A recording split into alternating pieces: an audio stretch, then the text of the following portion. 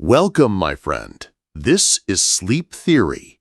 Hit like if you're ready for tonight's calm, subscribe if you're new here, and let me know in the comments where you're tuning in from. I'm reading them all. What if reality isn't as clear as we think, but only a glitch created by our own minds?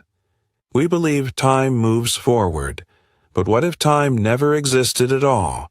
Mass, space, motion, light, they seem like the core of our universe, yet they might just be shadows of something we can't name. This video will take you into the dark corners of physics, the edge of reason, and beyond what you've ever questioned.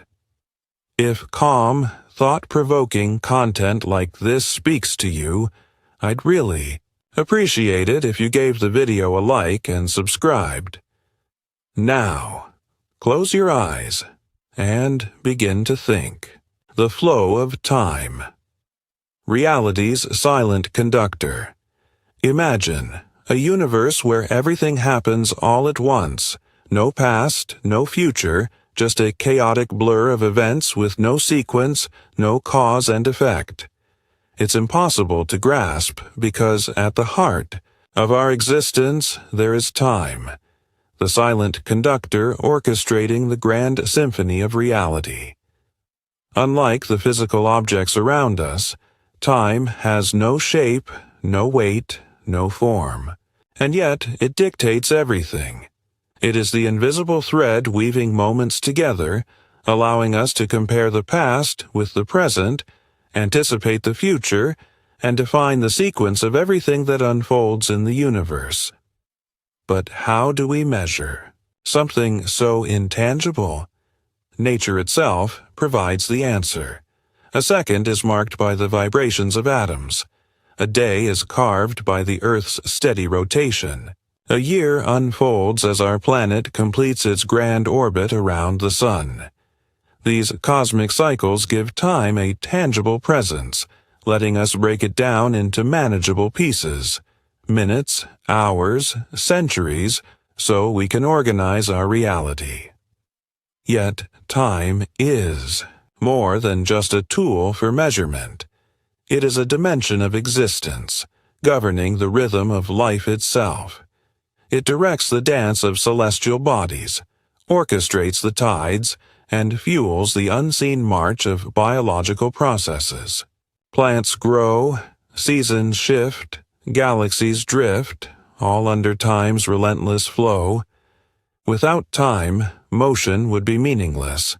Events would have no order, cause and effect would vanish, but as long as time moves forward, so does the universe, carrying us along with it moment by moment. And with that, let's explore the next foundation of reality, the essence of location. Every object in the universe exists somewhere, but describing exactly where is more complex than it seems. Position is the foundation of motion. It tells us an object's location at any given moment. But here's the catch. Position is never absolute. It only makes sense when measured relative to something else. In physics, position is defined using coordinate systems. In one dimension, it's as simple as moving forward or backward on a number line. In 2 dimensions, a point on a map gives precise latitude and longitude. In 3 dimensions, objects move through space with X, Y, and Z coordinates marking their exact location. But position isn't just a set of numbers. It depends on perspective. A moving train appears in different positions depending on whether you're standing on the platform or sitting inside. This concept, called frame of reference, is crucial in physics. The same object can have completely different positions depending on the observer's point of view. Beyond daily experiences, position is key to some of the most advanced technologies we rely on. It helps scientists track satellites, locate earthquakes, and measure tectonic plate movements. Whether studying the smallest particles or the vast expanse of space, understanding position is the first step in describing and predicting motion. Next, we explore distance, the space between two positions, and why it matters. How far have you traveled today? Whether it's a short walk to the kitchen or a long commute across the city, distance is one of the most fundamental concepts in physics. It tells us how much ground an object has covered, regardless of direction. Unlike position, which pinpoints a location, distance is a pure measure of length. Imagine a car winding through curvy roads. The total distance traveled isn't just a straight line from start to finish. It's the sum of every turn, detour, and stretch of road along the way. Even if the car returns to its starting point, the total distance remains the full length of the journey. In physics, distance is classified as a scalar quantity, meaning it has only magnitude, not direction. This is what sets it apart from displacement, which measures the shortest straight-line path between 2 points. For example, if someone walks around an entire city block, their distance traveled may be several hundred meters, but their displacement could be just a few meters if they end up near where they started. Distance is measured in meters, kilometers, and miles, and it plays a crucial role in both daily life and scientific exploration. It helps us navigate roads, measure heights, and calculate depths. On a much larger scale, precise distance measurements allow scientists to map microscopic structures, track planetary orbits, and even gauge the vastness of the universe. But measuring how far something moves is just one piece of the puzzle. What about the objects that are moving? What gives them their presence, their weight, their resistance to being pushed around? To understand that, we need to explore another fundamental concept: mass. Pick up a bowling ball in one hand and a tennis ball in the other. Instantly, you feel the difference. One is heavy, resisting your effort to lift it, while the other is light and effortless to move. What you're experiencing isn't just weight, it's mass, the very property that gives objects substance, presence, and resistance to motion. Mass is what separates the physical from the intangible. It's what gives everything, from the smallest subatomic particle to the largest galaxy, a measurable existence. Without mass, objects wouldn't have weight, they wouldn't resist motion, and gravity itself wouldn't function as we know it. At its core, mass quantifies how much matter an object contains, and unlike weight, it doesn't change. Whether an object is on Earth, the Moon, or floating in deep space, its mass remains the same. That's because weight depends on gravity, while mass is an inherent property, independent of external forces. But mass isn't just about lifting objects. It controls how the universe behaves.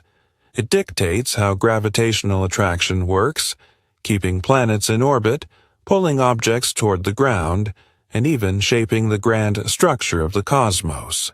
The greater the mass, the stronger the gravitational force it exerts. That's why stars cluster into galaxies, why black holes pull with such immense strength, and why the sun's gravity dominates the motion of our entire solar system. Even in everyday life, mass plays a role in everything we do. It determines how much force is needed to move an object, whether we're building a bridge, launching a rocket, or simply measuring ingredients in the kitchen. On Earth, we measure mass using scales that compare an object's resistance to gravity. But in space, where gravity is absent, we determine mass by how much force is needed to accelerate an object, a crucial principle in physics and engineering. Mass is more than just a number. It's the foundation of all physical interactions. It determines how objects respond to forces, how they move, and how they shape the world around them. But what happens when mass starts to move? How does it interact with the forces around it? To answer that, we must explore the next great principle of physics: motion. Even in absolute stillness, nothing is truly at rest. Atoms vibrate, planets rotate, and space itself expands. Motion isn't just movement. It is the very essence of existence, the force that shapes everything we see and experience. At its core, motion is simply a change in position over time, always measured relative to something else. A car passing by seems to be in motion to a pedestrian, yet to the passenger inside, it feels perfectly still. This reveals a fundamental truth. Motion is always relative. It only has meaning when compared to a reference point. But not all motion is the same. Some objects move in a uniform way, traveling in a straight path at a constant speed. Others experience non-uniform motion, where their speed or direction changes over time. A swinging pendulum, the orbiting moon, the rise and fall of ocean tides, each is a unique expression of motion shaped by the forces acting upon them. Motion can take many forms. Linear motion, like a falling rock, moving in a straight path. Circular motion, like a spinning wheel or a planet orbiting a star.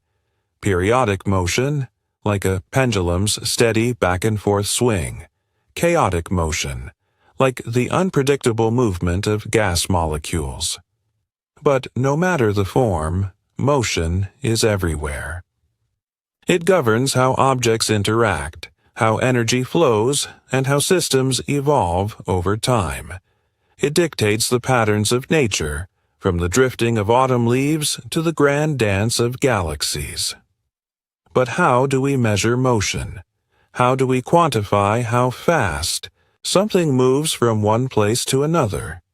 To understand that, we need to dive into the next key concept: speed.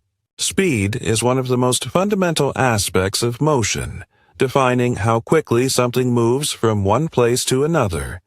Whether it's a runner sprinting across a track, a car cruising down a highway, or a distant planet hurtling through space, speed determines the rate at which distance is covered over time. At its core, speed is simply the total distance traveled divided by the time taken. It is a measure of motion that exists all around us, shaping everything from human activity to the movement of celestial bodies. Unlike velocity, which considers both magnitude and direction, speed is a scalar quantity. It tells us how fast something is moving but not where it's going. In our daily lives, speed influences the way we experience the world. From the moment we step outside, whether walking, driving, or flying, we interact with different speeds without even thinking about it. Some movements are slow and steady, like the gradual drift of clouds, while others are incredibly fast, like the shock wave of an explosion. But speed isn't just limited to things we can see. It extends to the scale of the universe itself.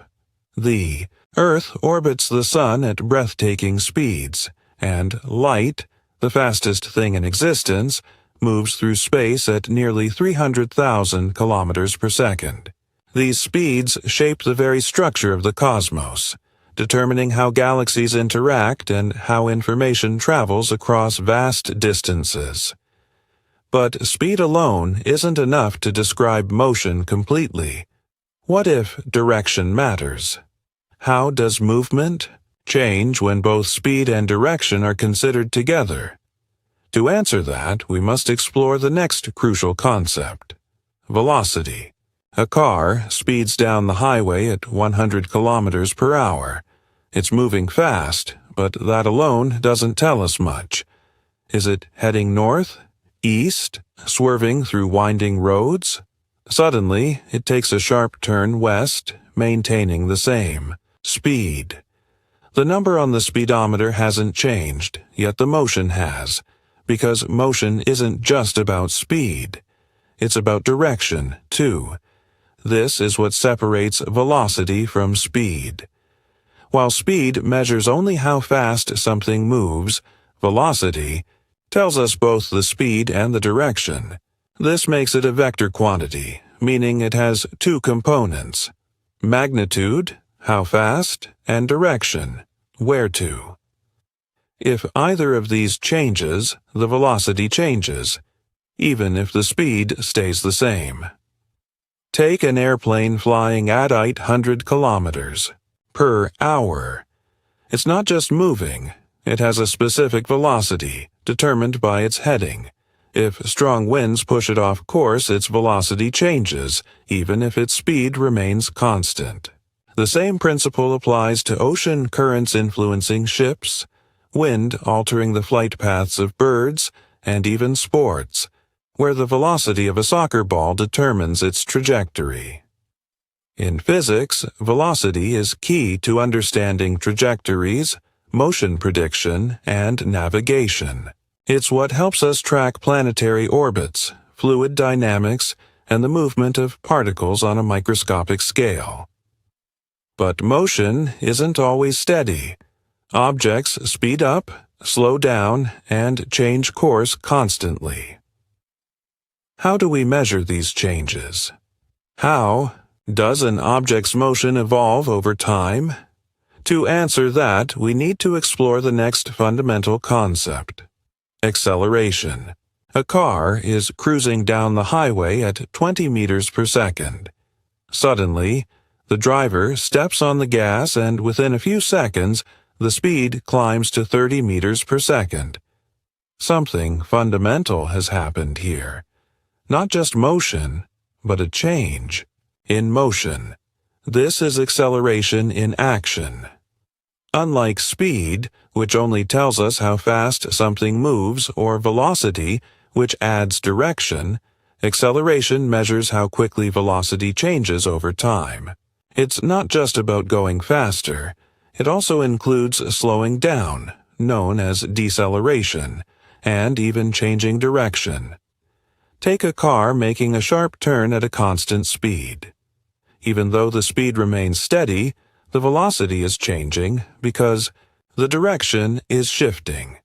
This means the car is accelerating, even if the driver doesn't press the gas pedal. Acceleration isn't just a concept limited to vehicles, it's everywhere. Pedaling a bicycle increases speed, which means acceleration is happening. That jolt you feel in an elevator when it starts moving or stops suddenly. That's acceleration too. Even Earth itself accelerates as it follows its curved orbit around the Sun, constantly changing direction. One of the most familiar and constant sources of acceleration is gravity. Near Earth's surface, all objects in free fall accelerate at 9.8 meters per second squared, regardless of their mass. This explains why a bowling ball and a feather, in a vacuum, fall at the same rate. From tracking moving vehicles to predicting planetary motion, acceleration gives us the ability to describe and anticipate how objects behave in motion. But motion doesn't change on its own. Something must be causing it. A push, a pull, an unseen force shaping the movement. What makes objects start, stop, or change direction? To answer that, we must explore the next fundamental concept: force.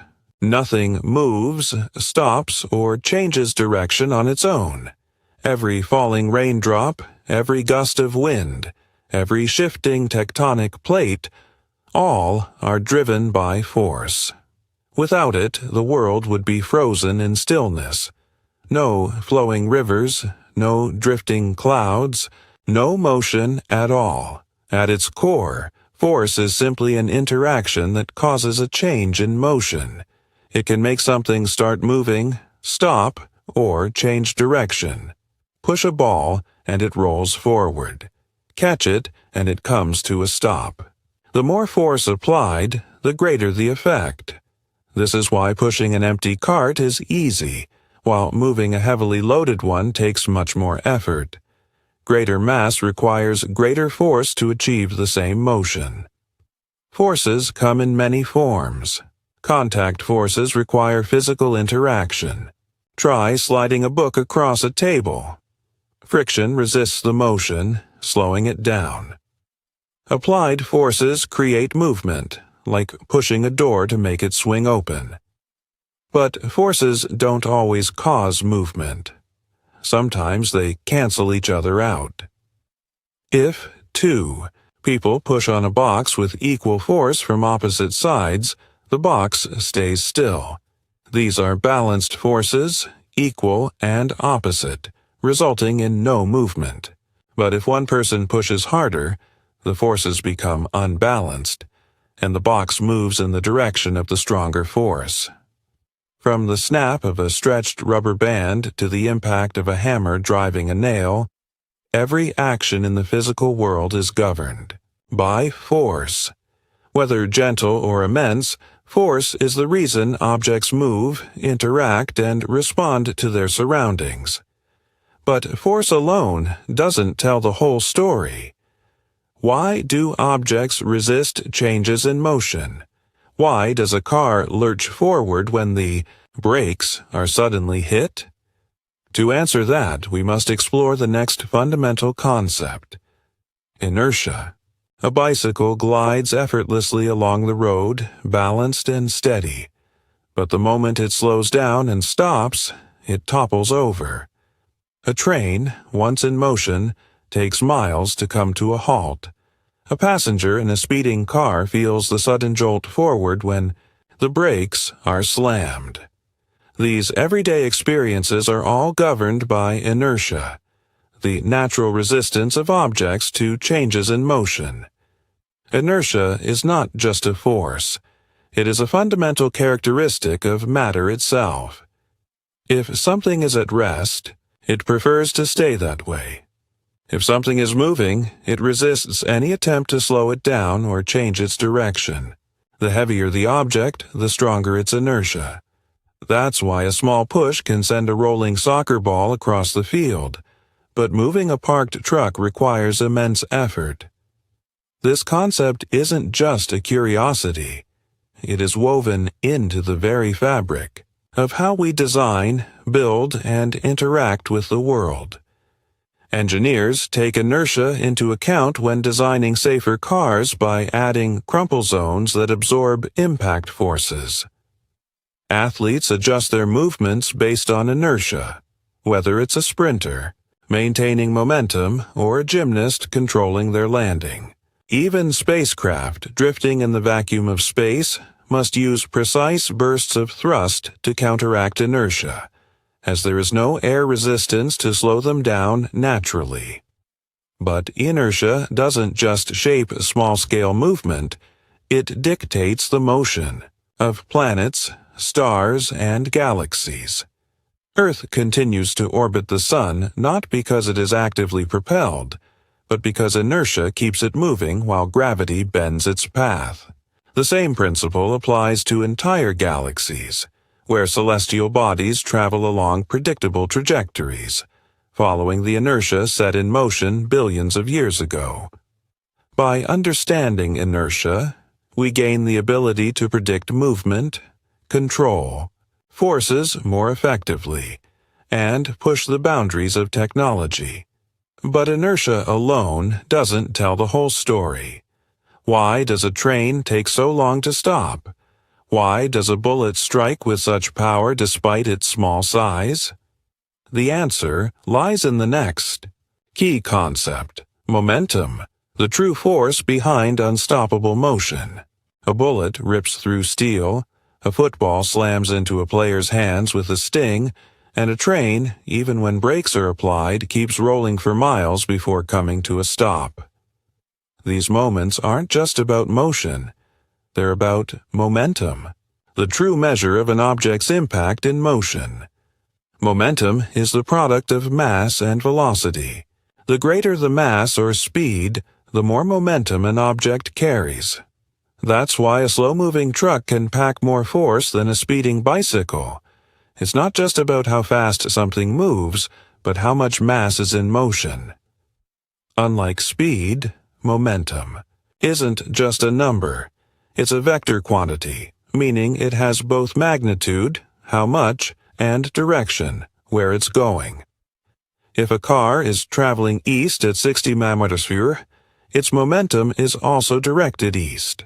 If the car turns or slows down, its momentum changes. But momentum isn't easily lost. One of the most fundamental principles in physics is the conservation of momentum. In a closed system, momentum doesn't disappear, it simply transfers. This is why, in collisions, the total momentum before impact equals the total momentum after. When two billiard balls collide, momentum transfers smoothly from one to the other with minimal energy loss. This is an elastic collision. In a car crash, however, some of the momentum converts into sound, heat, and deformation, making it an inelastic collision. Momentum even governs movement beyond Earth. In the vacuum of space where no air resistance exists, astronauts rely on conservation of momentum to maneuver. If they push an object in one direction, they move in the opposite direction with equal force. This same principle allows spacecraft to adjust their course using tiny thrusters. Momentum is what allows objects to interact, transfer energy, and keep moving until something stops them.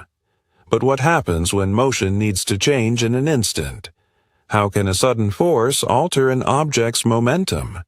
To answer that, we must explore the next critical concept: impulse, the power of force over time. A boxer takes a hit, absorbing the shock.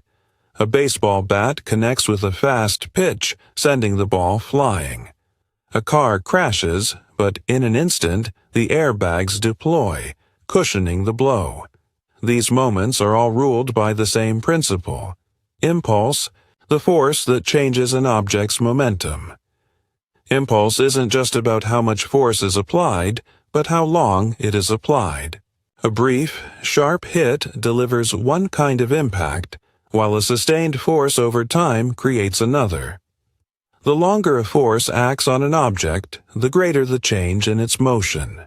This is why a light tap on a soccer ball only nudges it forward, but a powerful, well-timed kick launches it across the field. The difference is in the impulse, the amount of force delivered, and the duration of its impact. This concept isn't just about making things move, it's also about controlling force. In critical situations, in a car crash, the sudden stop could be catastrophic, but airbags and crumple zones stretch out the time of impact. By increasing the time over which the collision occurs, they reduce the force experienced by passengers, making injuries far less severe. The same idea applies in sports. When a baseball player catches a fast-moving ball, they instinctively pull their glove back upon impact, extending the time over which the ball slows down. This small movement spreads out the force, preventing injury to the hand. Impulse is everywhere, shaping movement, impact, and safety in ways we often don't notice. It determines how athletes perform, how vehicles protect lives, and how objects interact in high-speed collisions. But impulse is just one part of the bigger picture. What fundamental laws govern all these forces and motions? To find out, we must explore the foundation of classical physics, Newton's laws. Every time you push open a door, ride a bike, or watch a rocket launch into space, you're witnessing the fundamental principles that govern motion.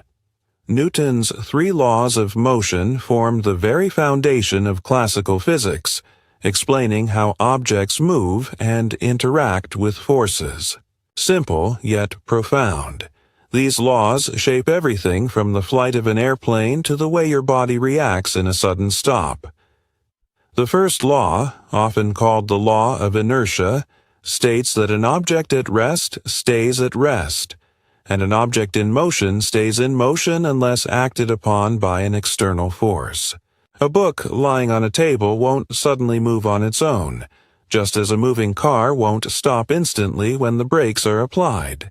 This is inertia in action, the natural resistance of objects to changes in motion.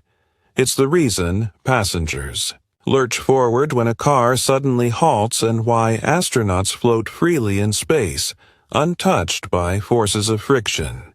The second law establishes the relationship between force, mass, and acceleration.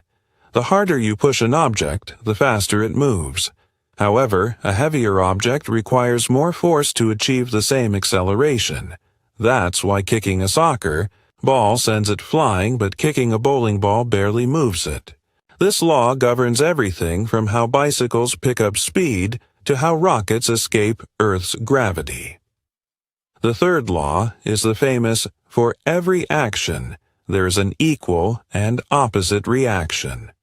When you jump off a boat, you push the boat backward while propelling yourself forward. Rockets work the same way. By expelling exhaust gases downward, they generate thrust upward. This principle explains why birds can fly, why fish propel themselves through water, and how jet engines produce power. Together, Newton's three laws create a framework for understanding motion in nearly every situation imaginable. They predict how objects behave, whether it's the orbit of planets or the design of high-speed trains. But forces don't just exist in isolation. Some are so powerful and universal that they shape entire planets, guide celestial bodies, and influence everything in existence. What force holds the universe together? To answer that, we must explore the next great principle: gravity. Without gravity, nothing would be the same. Planets wouldn't stay in orbit, galaxies wouldn't form, and even the air we breathe wouldn't cling to Earth. Right now, gravity is the invisible hand pressing you to the ground, keeping everything in place. It is the silent architect of the universe, holding reality together. At its core, gravity is the attraction between any two objects with mass. The greater the mass, the stronger the pull. This is why Earth's gravity keeps the moon in orbit, while the sun's immense gravity commands the motion of the planets. Without this force, the planets would drift aimlessly into space, and the night sky would look vastly different. For centuries, Newton's law of universal gravitation provided an elegant explanation. Every object exerts a force on every other object, and this force weakens with distance. But Newton's theory only told part of the story. Einstein took it further. According to general relativity, gravity isn't just a force, it's the very shape of space and time. Imagine placing a heavy ball on a stretched rubber sheet. The surface curves under its weight, creating a dip. A smaller ball placed nearby will roll toward the dent, just as a planet orbits a star by following the curved space created by its mass. Gravity, then, is not just a pull, it is the bending of reality itself. And gravity's influence doesn't stop with motion, it even affects time. Near incredibly strong gravitational fields, such as black holes, time slows down compared to regions with weaker gravity. This phenomenon, known as gravitational time dilation, has been proven through satellites orbiting Earth. Atomic clocks in space tick slightly faster than those on the planet's surface. From the gentle pull that causes a raindrop to fall to the unfathomable grip of black holes warping time and space, gravity is the force that dictates motion on every scale. But what happens when there's nothing left to resist gravity's pull? What does it feel like to surrender completely to free fall? To answer that, we must explore the next stage of motion: free fall. A skydiver leaps from a plane. An apple detaches from a branch. A meteor plunges toward Earth. Each of these moments is a perfect display of free fall, motion ruled by gravity alone. No resistance, no interference, just an object surrendering, completely to the pull of an unseen force. In the absence of air resistance, all objects, no matter their mass, fall at the same rate. This idea, once debated, was famously demonstrated by Galileo at the Leaning Tower of Pisa, where he dropped two objects of different masses and found they landed at the same time. Centuries later, this experiment was repeated on the Moon, where an astronaut dropped a feather and a hammer in the vacuum of space. Without air to slow one more than the other, they hit the lunar surface simultaneously, proving that gravity acts uniformly on all objects. On Earth, the acceleration due to gravity is 9.8 meters, meaning that with each passing second, a freely falling object gains 9.8 meters per second in speed. This steady increase in velocity continues until another force, like air resistance or the ground, interferes. But free fall isn't just about objects dropping straight down. It extends far beyond Earth, shaping celestial mechanics itself. The Moon is in perpetual free fall around Earth, not crashing into the planet because its curved motion creates an orbit. The same principle applies to satellites, which are constantly falling toward Earth but move forward fast enough that they never actually hit the surface. Even in space, where astronauts appear to float weightlessly, they aren't defying gravity.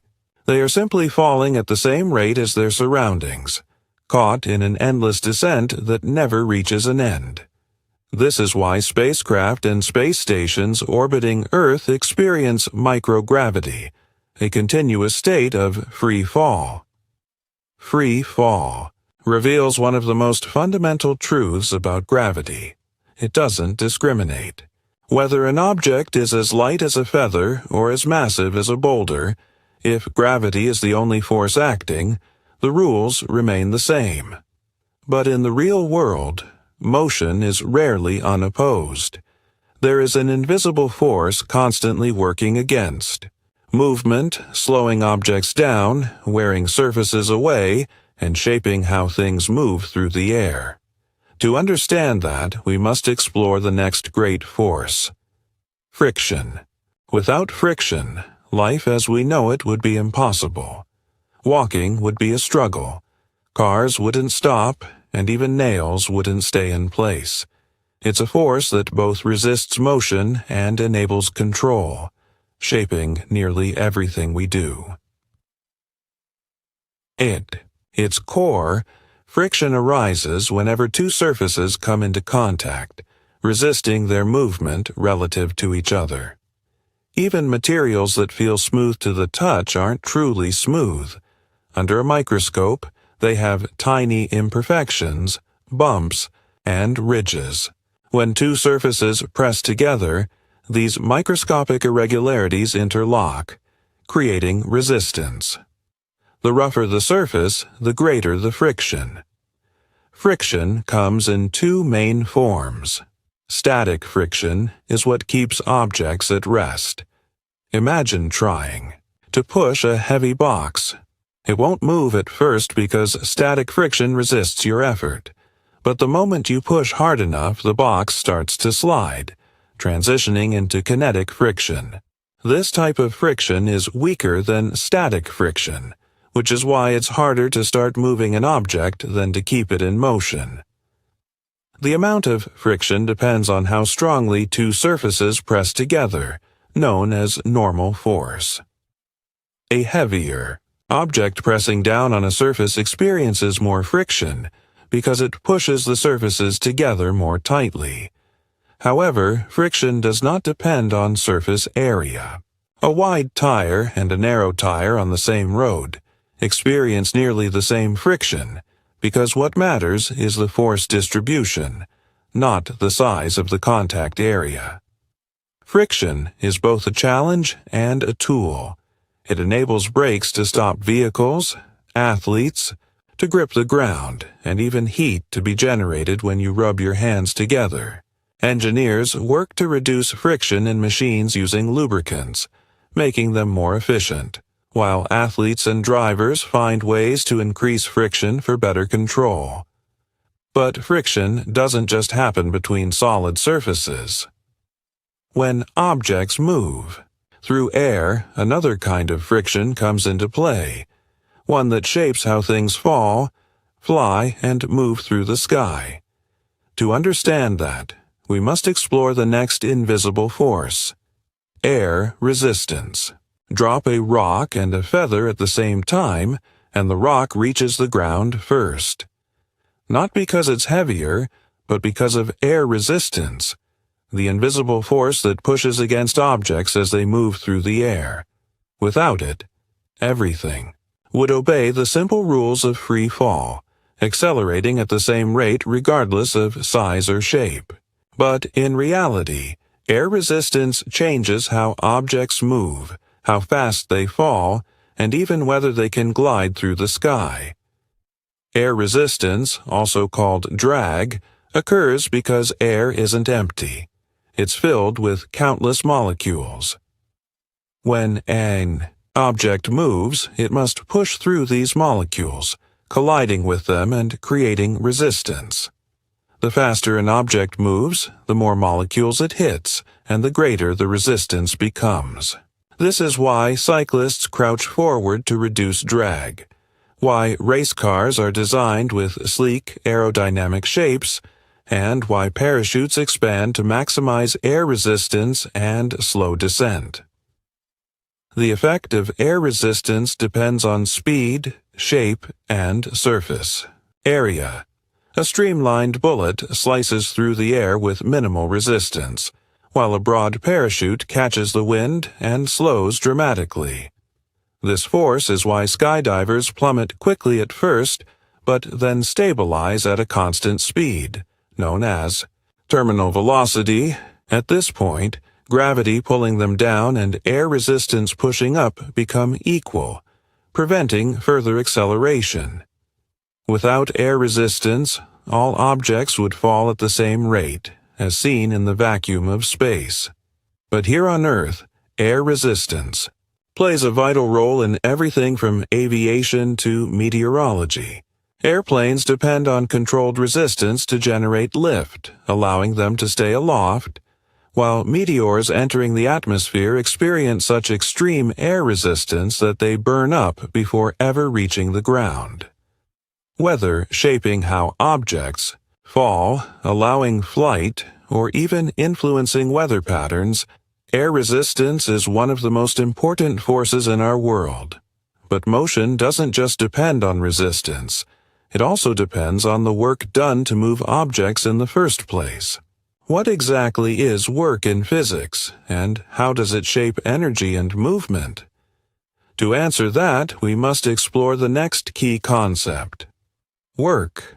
Lifting, pushing, pulling, these all feel like work, but in physics, work is not about effort, it's about energy being transferred. Every time you move an object by applying force, you're doing work. But if there's no movement, no matter how much effort you exert, no work has been done in a physical sense. Imagine pushing against a solid wall with all your strength. Your muscles burn, sweat drips, and exhaustion sets in. But if the wall doesn't move, no work has actually occurred. Work only happens when force results in displacement, when an object physically moves. Lifting a book from the floor to a shelf, kicking a soccer ball, or pedaling a bicycle. These are all examples of work because they involve force moving an object over a distance. The amount of work done depends on two key factors: the force applied and the distance moved. Lifting a heavy box onto a high shelf requires more work than lifting a lighter one to the same height. Likewise, moving an object a longer distance increases the total work done. Work also depends on direction. If the force is applied in the same direction as the movement, like pulling a cart forward, all the energy goes into the work. But if the force is applied at an angle, such as pushing a box at a slant, only part of the effort contributes to the actual movement. The rest is wasted in other directions. Work is fundamental to understanding how energy flows through systems. It explains how engines generate power, how machines operate, and even how the human body moves. Every time work is done, energy is transferred, allowing systems to function, from industrial machines lifting tons of material to something as simple as tossing a ball across a field. But where does this energy come from? What fuels every motion, every transformation, every force in the universe? To answer that, we must explore the next great principle. Energy, the currency of the universe. Every motion, every transformation, every force at play, from the burning heat of the sun to the beating of your heart, is powered by energy. It is the driving force behind everything, making motion possible, fueling life, and shaping the universe itself. At its core, energy is the ability to do work. It exists in many forms, constantly shifting and adapting. Kinetic energy propels moving objects, while potential energy waits in stored form, like a stretched spring or a rock perched at the edge of a cliff. Thermal energy spreads as heat, and chemical energy fuels life itself, stored in food and released to power muscles, movement, and even thought. Yet, for all its transformations, energy is never created or destroyed, only transferred or converted. This is the law of conservation of energy, one of the most fundamental truths in physics. The total energy within a system remains constant, merely shifting from one form to another. Picture a roller coaster at its highest peak. At that moment, it holds maximum potential energy, ready to be unleashed. As it plunges downward, that stored energy transforms into kinetic energy, accelerating the coaster. But not all of it goes into speed. Friction and air resistance convert some of the energy into heat, warming the tracks and the air around it. Yet no energy is lost. It simply changes form. Even the food you eat follows this rule. The chemical energy stored in a meal becomes kinetic energy when you move, thermal energy to maintain body temperature, and electrical energy to send nerve signals through your brain. The same principle governs the universe, from the nuclear reactions that fuel the sun to the electrical currents that light up entire cities. Everything in physics, from motion to forces, ultimately connects back to energy. It dictates how objects move, collide, and evolve, whether it's a falling apple or a star being born. But energy comes in many forms, and one of the most important is kinetic energy, the energy of motion itself. A falling raindrop, a speeding bullet, a planet racing through space, anything that moves carries kinetic energy. It is the force behind every motion, the energy that transforms speed into impact, and the reason why movement has power. The amount of kinetic energy an object has depends on two factors, mass and speed. A heavier object carries more kinetic energy than a lighter one moving at the same speed. But speed plays an even greater role. When an object moves twice as fast, it's kinetic. Energy more than doubles, it increases exponentially. This is why a tiny pebble moving at high speed can still cause damage, while a massive boulder sitting still has no kinetic energy at all. The effects of kinetic energy are everywhere. In a car crash, a slow-moving vehicle might only dent a bumper, but a car traveling at high speed can cause complete destruction. The greater the speed, the greater the energy, and the more impact it can have. This is why kinetic energy is a key factor in sports, engineering, and space travel, whether it's designing race cars for maximum efficiency or ensuring that spacecraft can safely re-enter Earth's atmosphere. But kinetic energy isn't just something we can see. It exists even at the microscopic level. The molecules in a substance are constantly in motion, and their kinetic energy determines temperature. The higher their speed, the hotter the substance becomes. This is why friction produces heat. Rubbing your hands together increases molecular motion, generating warmth. Kinetic energy is everywhere, from the smallest atoms to the largest celestial bodies. But energy isn't always in motion. Sometimes it's stored, waiting to be unleashed. To understand that, we must explore potential, energy, the energy of stored power. Not all energy is in motion.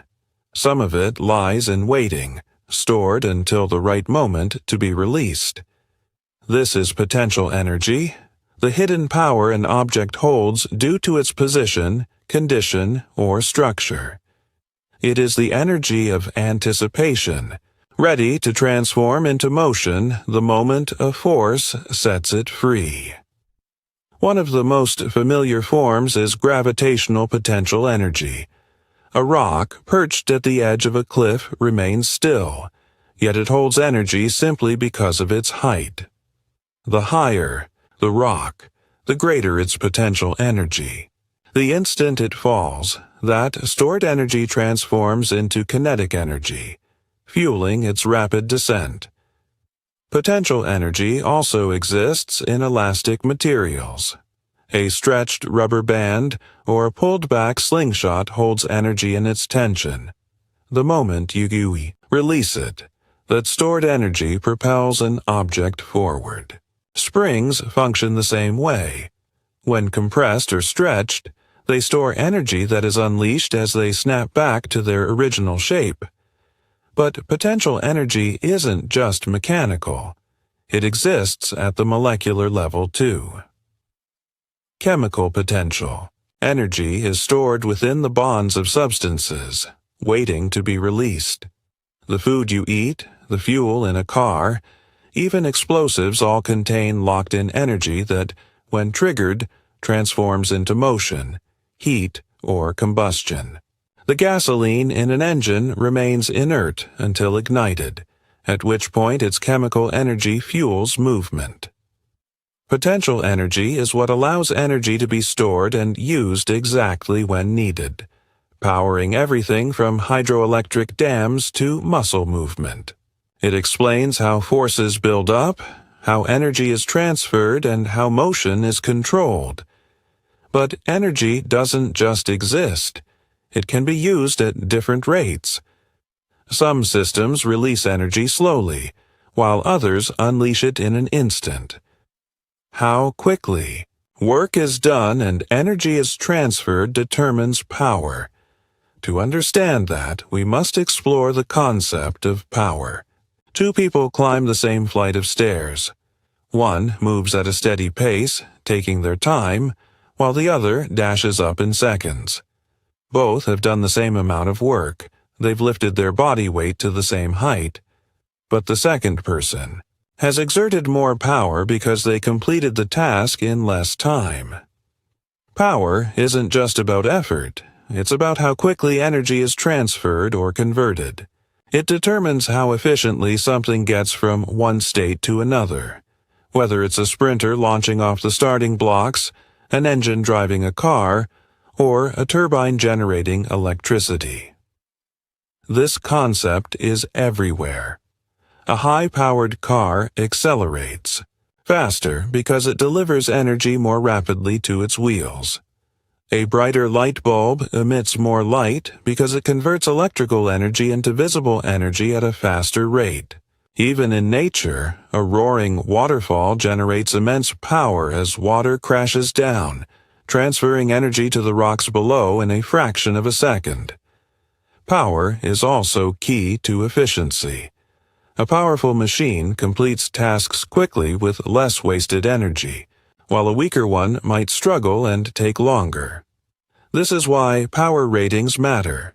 From the wattage of a light bulb to the horsepower of an engine, they indicate how effectively energy is being used. At its core, power is about control over energy. It's not just about raw strength, but about how efficiently and quickly energy flows. From the smallest electrical circuits to massive industrial systems, power fuels the modern world, shaping technology, transportation, and innovation. But no matter how fast energy is transferred, it never disappears. It only changes form. To understand this, we must explore one of the most fundamental laws in physics, the conservation of energy. Energy is never lost. It never disappears. No matter what happens, the total amount of energy in a closed system remains constant. It can change form, moving between states, but it can never be created or destroyed. This is the principle of conservation, of energy, one of the most fundamental laws in physics. Imagine a roller coaster at its highest peak. In that moment, it holds a potential energy, stored because of its height. As it begins to descend, that energy transforms into kinetic energy, fueling its acceleration. The faster it moves, the more kinetic energy it has, but the total energy remains the same. Even when friction and air resistance slow the coaster down, that energy isn't lost. It simply transforms into heat, warming the tracks and surrounding air. This principle applies everywhere. A swinging pendulum continuously converts potential energy to kinetic energy and back again, until air resistance gradually converts some of that energy into heat. A car's fuel holds chemical energy, which transforms into motion, sound, and heat when the engine runs. Even our own bodies follow this rule.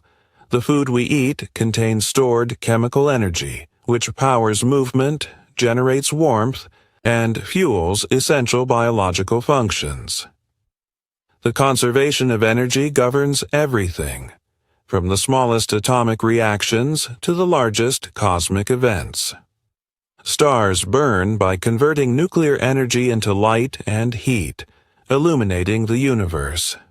Even the expansion of the cosmos itself follows energy conservation principles, ensuring that energy is never created or lost, only redistributed across space and time. This law sets a fundamental boundary on what's possible. No machine can ever produce more energy than it consumes. No natural process occurs without an energy transformation. Everything we see, everything we do, is part of an endless cycle of energy shifting from one form to another. But energy isn't the only thing that follows this rule. Motion itself obeys a similar principle. Momentum never vanishes, it only shifts.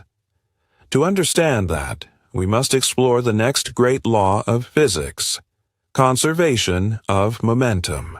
Momentum isn't just something objects possess. It's something that must be conserved. In a closed system, unless acted upon by an external force, the total momentum remains constant. This fundamental principle governs everything from the collisions of billiard balls to the motion of planets. Momentum is the product of mass and velocity. The greater an object's mass or speed, the more momentum it carries. But what makes this principle so powerful is that momentum never simply disappears. When objects interact, they exchange momentum, but the total amount remains unchanged. Consider two ice skaters pushing off each other.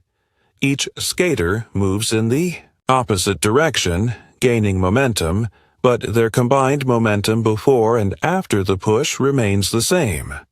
One skater's movement is perfectly balanced by the movement of the other. This same principle applies at every scale, from small interactions to the vastness of space.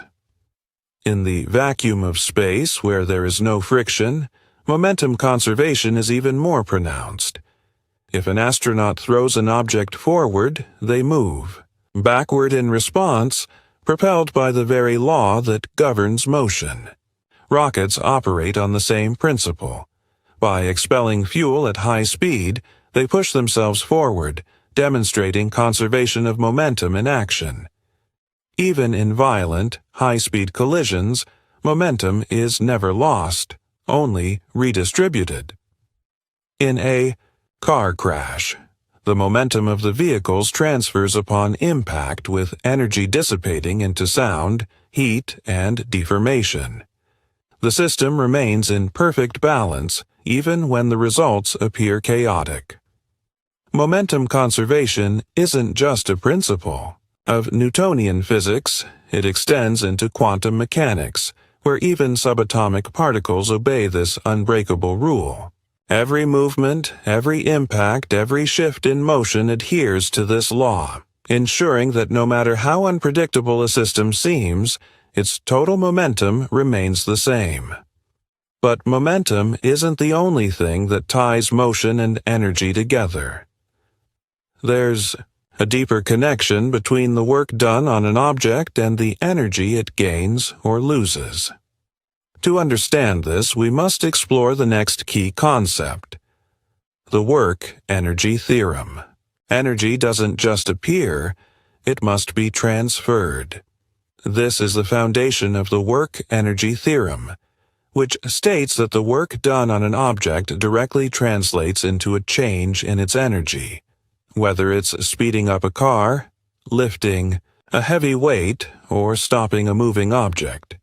Work and energy are two sides of the same equation. Imagine pushing a heavy box across the floor. The harder you push, the faster it moves. That effort, the force you apply over a distance, is work, and the result is the box gaining kinetic energy. The more work you do, the more energy the box gains, increasing its speed. Now consider a moving car that suddenly slams on the brakes. The friction between the tires and the road does negative work, reducing the car's kinetic energy until it comes to a complete stop. Work doesn't just add energy, it can take it away too. But this relationship goes beyond just moving objects. When you lift something against gravity, you do work against the force pulling it down. That work is stored as potential energy, ready to be released. Drop the object and that stored energy converts back into motion. Every action, every force applied over a distance results in an energy transfer. The work-energy theorem ties together force, motion, and energy into a single principle. Whenever a force acts over a distance, it transfers energy. This rule explains how engines generate power, how athletes build momentum, and how machines function efficiently. No work, no energy change. That's why the work-energy theorem is a cornerstone of physics. It proves that energy isn't just a property. It's something that must be transferred through action. Every movement, every shift in speed, every force applied reshapes energy, fueling the mechanics of the universe. But energy and motion aren't always evenly distributed. In any system, there's a point where mass is perfectly balanced. A point that determines how objects rotate, move, and stay stable. To understand this, we must explore the concept of center of mass. Balance a pencil on your finger, and you'll notice that only one point keeps it stable. That point is its center of mass, the average position of all the mass in the object. It's the point where an object behaves as if all its mass were concentrated, making it essential for understanding motion, stability, and equilibrium.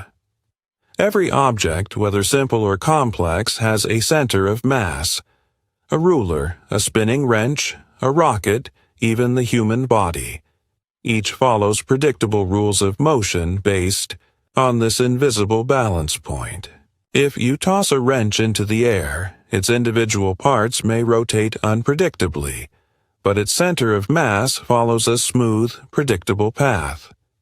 This principle is why athletes, dancers, and engineers all rely on an understanding of center of mass. A gymnast twisting midair instinctively adjusts their body to control their center of mass. A rocket must maintain a precise balance of mass to stay stable as it soars through the atmosphere. Even a speeding car depends on this concept. If the center of mass shifts too much during a turn, the vehicle could roll over. Surprisingly, the center of mass doesn't have to be inside the object itself. A hollow ring, for example, has its center of mass at its geometric center, where there's no physical material. In humans, the center of mass constantly shifts with posture and movement. When standing upright, it's near the belly, but lean forward, and it shifts forward too. This concept is not just theoretical, it's a cornerstone of physics and engineering. Buildings are designed with a low center of mass to resist tipping over. Spacecraft require precise mass distribution to ensure controlled motion in zero gravity. Robots and machines use center of mass calculations to maintain balance and efficiency.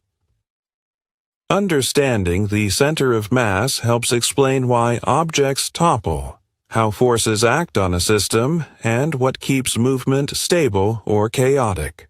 It is the invisible anchor of motion, defining how things balance, rotate, and move through space. But mass alone doesn't determine stability. There's another key factor that controls how objects interact with gravity. To understand that, we must explore the next crucial concept: the center of gravity. Try balancing a pencil on your finger. There's only one spot where it won't tip over. That point is its center of gravity, the location where an object's weight is perfectly balanced in all directions. Whether it's a spinning gymnast, a towering skyscraper, or a speeding race car, the center of gravity determines stability, movement, and control. The center of gravity, CG, is the average location of an object's weight distribution. For symmetrical objects like spheres or cubes, the CG is at the geometric center. But for irregularly shaped objects, the CG shifts depending on mass distribution.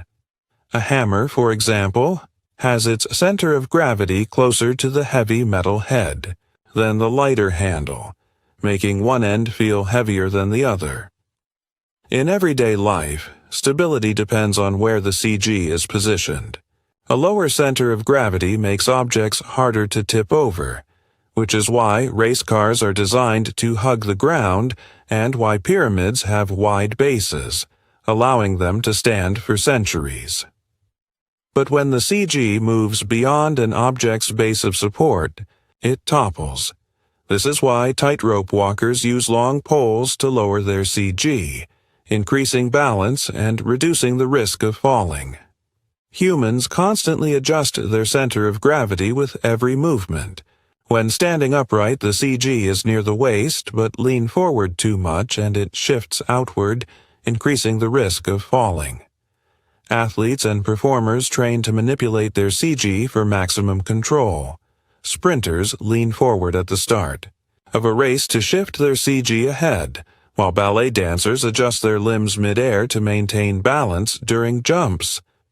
From engineers designing stable bridges to backpack manufacturers making loads feel lighter, understanding the center of gravity is essential for stability, safety, and performance. But stability isn't just about balance. It also plays a crucial role in how objects rotate, spin, and move in circular motion. To understand that, we need to explore the next key principle: rotational motion. A bicycle wheel turns, a figure skater twirls, and the Earth itself rotates on its axis. Unlike objects that move in a straight line, some objects move by spinning around a fixed point. This is rotational motion, the physics of objects that turn, rotate, and roll. Rotational motion follows many of the same principles as linear motion, but with a twist. Literally. Instead of position, we use angular displacement to describe how far something has rotated. Instead of velocity, we use angular velocity to measure how fast it's spinning. And instead of force, we use torque, which determines how effectively a force can cause an object to rotate. Torque is something you experience every day. Imagine trying to open a heavy door. Pushing near the hinge requires a lot of effort, but pushing at the edge makes it much easier. That's because the force applied farther from the pivot point creates more torque, making rotation more effective. Another key concept in rotational motion is moment of inertia, which is like rotational mass. It determines how resistant an object is to changes in its spin. A spinning figure skater demonstrates this principle perfectly. When they pull their arms in, they spin faster. When they extend their arms, they slow down. That's because bringing mass closer to the axis of rotation reduces the moment of inertia, making spinning easier. Rotational motion isn't just found in small objects, it shapes the universe itself. The Earth spins on its axis, creating day and night. Planets orbit stars, governed by the interplay of rotation and gravity. Machines, from car engines to wind turbines, rely on rotational motion to generate power. Understanding rotational motion unlocks the mechanics behind countless natural and engineered systems, revealing how spinning objects behave in ways that are both predictable and profound. But not all objects spin the same way. Some resist changes in their rotation more than others. To understand why, we need to explore the next key concept: moment of inertia. Trying to spin a door by pushing near the hinges versus pushing at the edge feels completely different. The effort required changes based on where the force is applied, and this difference is due to moment of inertia, the rotational counterpart of mass in linear motion. It determines how much resistance an object has to changes in its rotation. Just like mass affects how hard it is to push an object in a straight line, moment of inertia affects how hard it is to make an object spin. But it's not just about how much mass an object has, it's about how that mass is distributed relative to the axis of rotation. The farther the mass is from the axis, the greater the moment of inertia, making it harder to spin. This is why a figure skater can spin faster by pulling their arms in. Reducing the distribution of mass decreases the moment of inertia, allowing rotation to speed up. Different shapes have different moments of inertia. A solid sphere rotates more easily than a hollow one of the same mass and radius because more of its mass is concentrated near the center. A long rod spun about its center rotates more easily than the same rod spun from one end because the distribution of mass relative to the rotation point affects resistance. Moment of inertia isn't just a concept. It's crucial in engineering, physics, and sports. In vehicles, flywheels store rotational energy by maximizing inertia, stabilizing motion. In athletics, gymnasts and divers adjust their body positions to control their spin. Even celestial bodies like planets and stars follow these principles, shaping their rotational dynamics. Moment of inertia explains why some objects rotate easily while others resist rotation. It governs everything from simple mechanical systems to the spinning motion of entire galaxies. By controlling the distribution of mass, we manipulate rotational motion, applying the same fundamental physics whether we're spinning a wheel, designing a machine, or launching a spacecraft. But mass distribution isn't the only factor that influences rotation. Where force is applied and how it acts on an object determines how effectively rotation happens.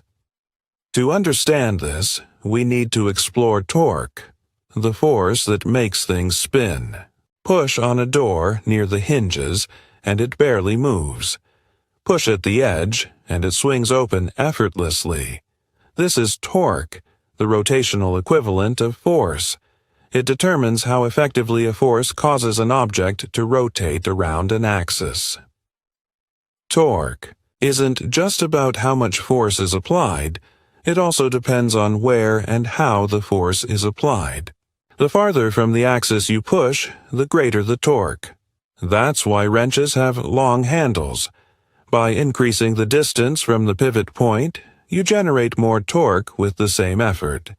If you apply force at an angle, only the perpendicular component of that force contributes to rotation. This is why doors, levers, and pedals work best when force is applied at just the right point. A seesaw is a perfect example of torque in action. If two people of equal weight sit at equal distances from the center, balance is maintained. But if one moves closer to the center, their torque decreases, causing the other side to tip.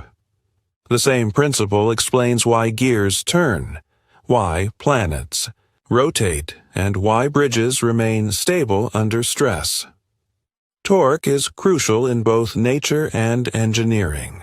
It powers the rotation of the Earth, the motion of gears, and the effectiveness of mechanical systems. Engineers rely on precise torque calculations to design car engines, wind turbines, and complex machinery, ensuring that rotational forces are controlled and used efficiently. Understanding torque is key to mastering rotational motion. Whether opening a door, tightening a bolt, or designing advanced machinery, torque is the invisible force that dictates how things turn, pivot, and move.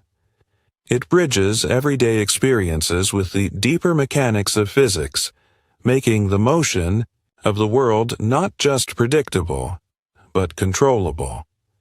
But torque is just one part of rotational motion.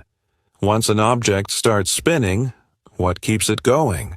How do rotating bodies maintain their speed and stability? To answer that, we need to explore the next key concept: angular momentum. A figure skater spins effortlessly on the ice, arms extended. The moment they pull their arms in, they rotate faster, without any additional push. This is angular momentum in action, a fundamental principle that governs all rotating objects, from spinning tops to entire planets orbiting the sun. Angular momentum is the rotational equivalent of linear momentum. In linear motion, an object continues moving unless acted upon by an external force. Similarly, in rotational motion, an object keeps spinning unless an external torque acts on it. Once something starts rotating, it naturally resists changes in its spin, just as a moving car resists stopping. The key factors that determine angular momentum are an object's mass, its rotational speed, and how that mass is distributed relative to the axis of rotation. The most striking feature of angular momentum is its conservation. Unless an external torque interferes, angular momentum remains constant. This explains why a spinning skater speeds up when they pull their arms in. By reducing the distribution of mass around the axis, the rotation rate increases to compensate. The same principle applies to planets moving in their orbits. When they drift closer to the sun, they speed up, and when they move farther away, they slow down. Angular momentum is not just a curiosity. It plays a crucial role in engineering, space exploration, and even daily life. Gyroscopes, which rely on angular momentum, help stabilize ships, airplanes, and even smartphones, keeping them aligned. In space, astronauts use angular momentum to maneuver spacecraft without the need for external forces. Even entire galaxies rotate based on the conservation of angular momentum, shaping the very structure of the universe. Understanding angular momentum reveals why rotating objects behave the way they do, from a child's spinning toy to the motion of celestial bodies. Once set in motion, rotation follows precise and unchanging laws, shaping the universe at every scale. But angular momentum isn't just a force, it's a conserved quantity, meaning it never disappears, only transfers. How does this conservation principle shape motion in physics and beyond? To answer that, we must explore the conservation of angular momentum. A figure skater glides across the ice, arms stretched wide. With no external force, they pull their arms inward, and instantly they begin to spin faster. This change in speed without any push is a perfect demonstration of the conservation of angular momentum, one of the most fundamental laws in rotational physics. Angular momentum, like linear momentum, is a quantity that describes motion, but specifically motion in a circular path. And just like energy and linear momentum, angular momentum is conserved. If no external torque acts on a system, its total angular momentum remains constant. So, what changes when the skater pulls in their arms? Their moment of inertia, their resistance to rotational change, decreases. To keep angular momentum conserved, something else must adjust. In this case, the skater's rotational speed increases, spinning faster to compensate for the shift. In mass distribution, this exchange between inertia and speed happens automatically, perfectly balanced by the laws of physics. But this principle extends far beyond the ice. In space, where there's virtually no friction or resistance, conservation of angular momentum governs the rotation of planets, stars, and galaxies. When a star collapses into a smaller, denser object, like a neutron star, its moment of inertia drops drastically. To conserve angular momentum, the star spins faster and faster, sometimes rotating hundreds of times per second.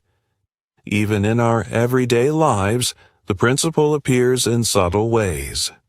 Sit in a spinning office chair, tuck in your arms, and feel yourself. Accelerate, or observe how a fidget spinner keeps rotating, maintaining its angular momentum until an external force, like friction, slows it down. Engineers use this principle to control spacecraft orientation without using fuel, simply by shifting mass within the vehicle. It's an elegant solution in environments where external forces are minimal, but precision is essential. Whether in sports, engineering, or the cosmos, the conservation of angular momentum reveals a deeper truth. Once rotation begins, it persists, unless something intervenes. It's this unwavering balance that governs the motion of everything from tiny toys to spinning stars. But not all spinning motion is free. Some objects require a force that constantly redirects them to maintain circular paths. To understand this special kind of force, we now turn to centripetal force. Swing a ball on a string in a circle and you might expect it to fly outward, but it doesn't. Instead, it stays locked in its circular path. The reason lies not in an outward push, but in a constant inward pull, known as centripetal force. A force essential to any object moving in a circle. Centripetal force doesn't act in the direction the object is traveling. Instead, it pulls perpendicular to its motion, always toward the center of the circle. Without this force, an object would obey inertia and fly off in a straight line. It's not that something is pushing it outward, it's that without the inward force, there's nothing to hold it in. Think of a car taking a sharp curve. It stays on the road because friction between the tires and pavement provides the necessary centripetal force. If the road is icy and friction is reduced, the car can no longer hold the curve and slides outward. The same principle governs celestial mechanics. Gravity acts as the centripetal force that keeps Earth in orbit around the Sun, constantly redirecting its motion inward so it doesn't drift off into space. The Moon orbits Earth for the very same reason. Gravity is the ever-present inward pull. The strength of this force depends on an object's mass, speed, and the radius of the circular path. A heavier object or one moving faster requires a stronger, centripetal force to stay on its curve. Similarly, decreasing the radius, like a skater pulling their arms inward while spinning, increases the required force to maintain the same circular motion. Centripetal force is everywhere, quietly working, behind the scenes. It keeps satellites in orbit, roller coasters on their tracks, and entire galaxies in motion. Whether in engineering, sports, or astrophysics, mastering centripetal force is key to controlling curved motion, ensuring stability, safety, and precision. But, while forces like this help us maintain motion, they're not always raw power. Sometimes motion is achieved not by increasing effort, but by making tasks easier through clever design. To understand that, we enter the world of simple machines. Opening a door, cutting paper, or raising a flag might seem like ordinary actions, but behind each is a powerful principle of physics: simple machines. These basic mechanical devices are designed to make work easier by either amplifying force or changing its direction. Though simple in structure, they are the foundation of nearly all mechanical systems: past, present, and future. There are 6 classic types of simple machines, each uniquely effective. The lever uses a rigid bar that pivots around a point called a fulcrum. Whether it's a seesaw, a crowbar, or a bottle opener, applying force on one side allows you to lift or move an object on the other with greater ease. The pulley changes the direction of force using a rope and wheel, making it possible to lift heavy loads vertically with less effort, as seen in cranes or flagpoles. The wheel and axle is another powerful tool. It reduces friction and allows smooth, controlled motion found everywhere from doorknobs to bicycles. The inclined plane, or ramp, lets you raise objects by spreading the effort over a longer distance. It's easier to push a heavy cart up a slope than to lift it straight up. The wedge converts force into a splitting action, cutting or separating. Materials like wood or fabric with tools such as axes or knives. Lastly, the screw is essentially an inclined plane wrapped around a cylinder, converting rotational force into linear movement, securing or lifting with precision. These machines don't create energy, they restructure it. A longer ramp requires less force but covers more distance. A lever with the fulcrum placed just right can magnify a small input into a large output, moving objects that would otherwise be too heavy. Engineers combine these simple machines to build complex systems. Gears, engines, cranes, and countless other tools all trace their function back to these 6 elemental forms. From the technology of ancient civilizations to the innovations of modern industry, simple machines have shaped how we work, move, and build. But understanding how a simple machine multiplies force leads us to a deeper question. Just how much?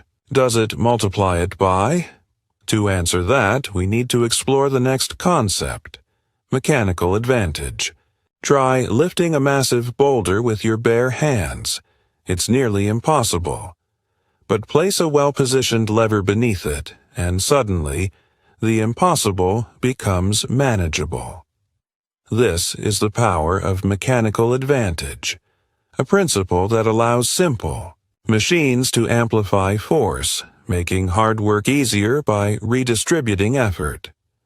Mechanical advantage is essentially a measure of how much a machine multiplies your input. It compares the force you put into the system to the force the system gives back in return. A crowbar, for instance, lets you apply a small amount of effort over a greater distance, and in doing so, it delivers a much larger output force. Lifting, or prying something that would be far too heavy to move on its own. Different simple machines create mechanical advantage in different ways. A lever can either multiply force or increase speed depending on where the fulcrum is placed. A pulley system reduces the effort needed to lift an object by spreading the load across multiple ropes, easing the burden. An inclined plane lets you push heavy objects upward with less force by extending the distance over which the force is applied. In every case, the total work remains the same, but the force required at any moment is reduced. A key concept here is trade-off. Machines may lower the force you need to apply, but they increase the distance you have to work over.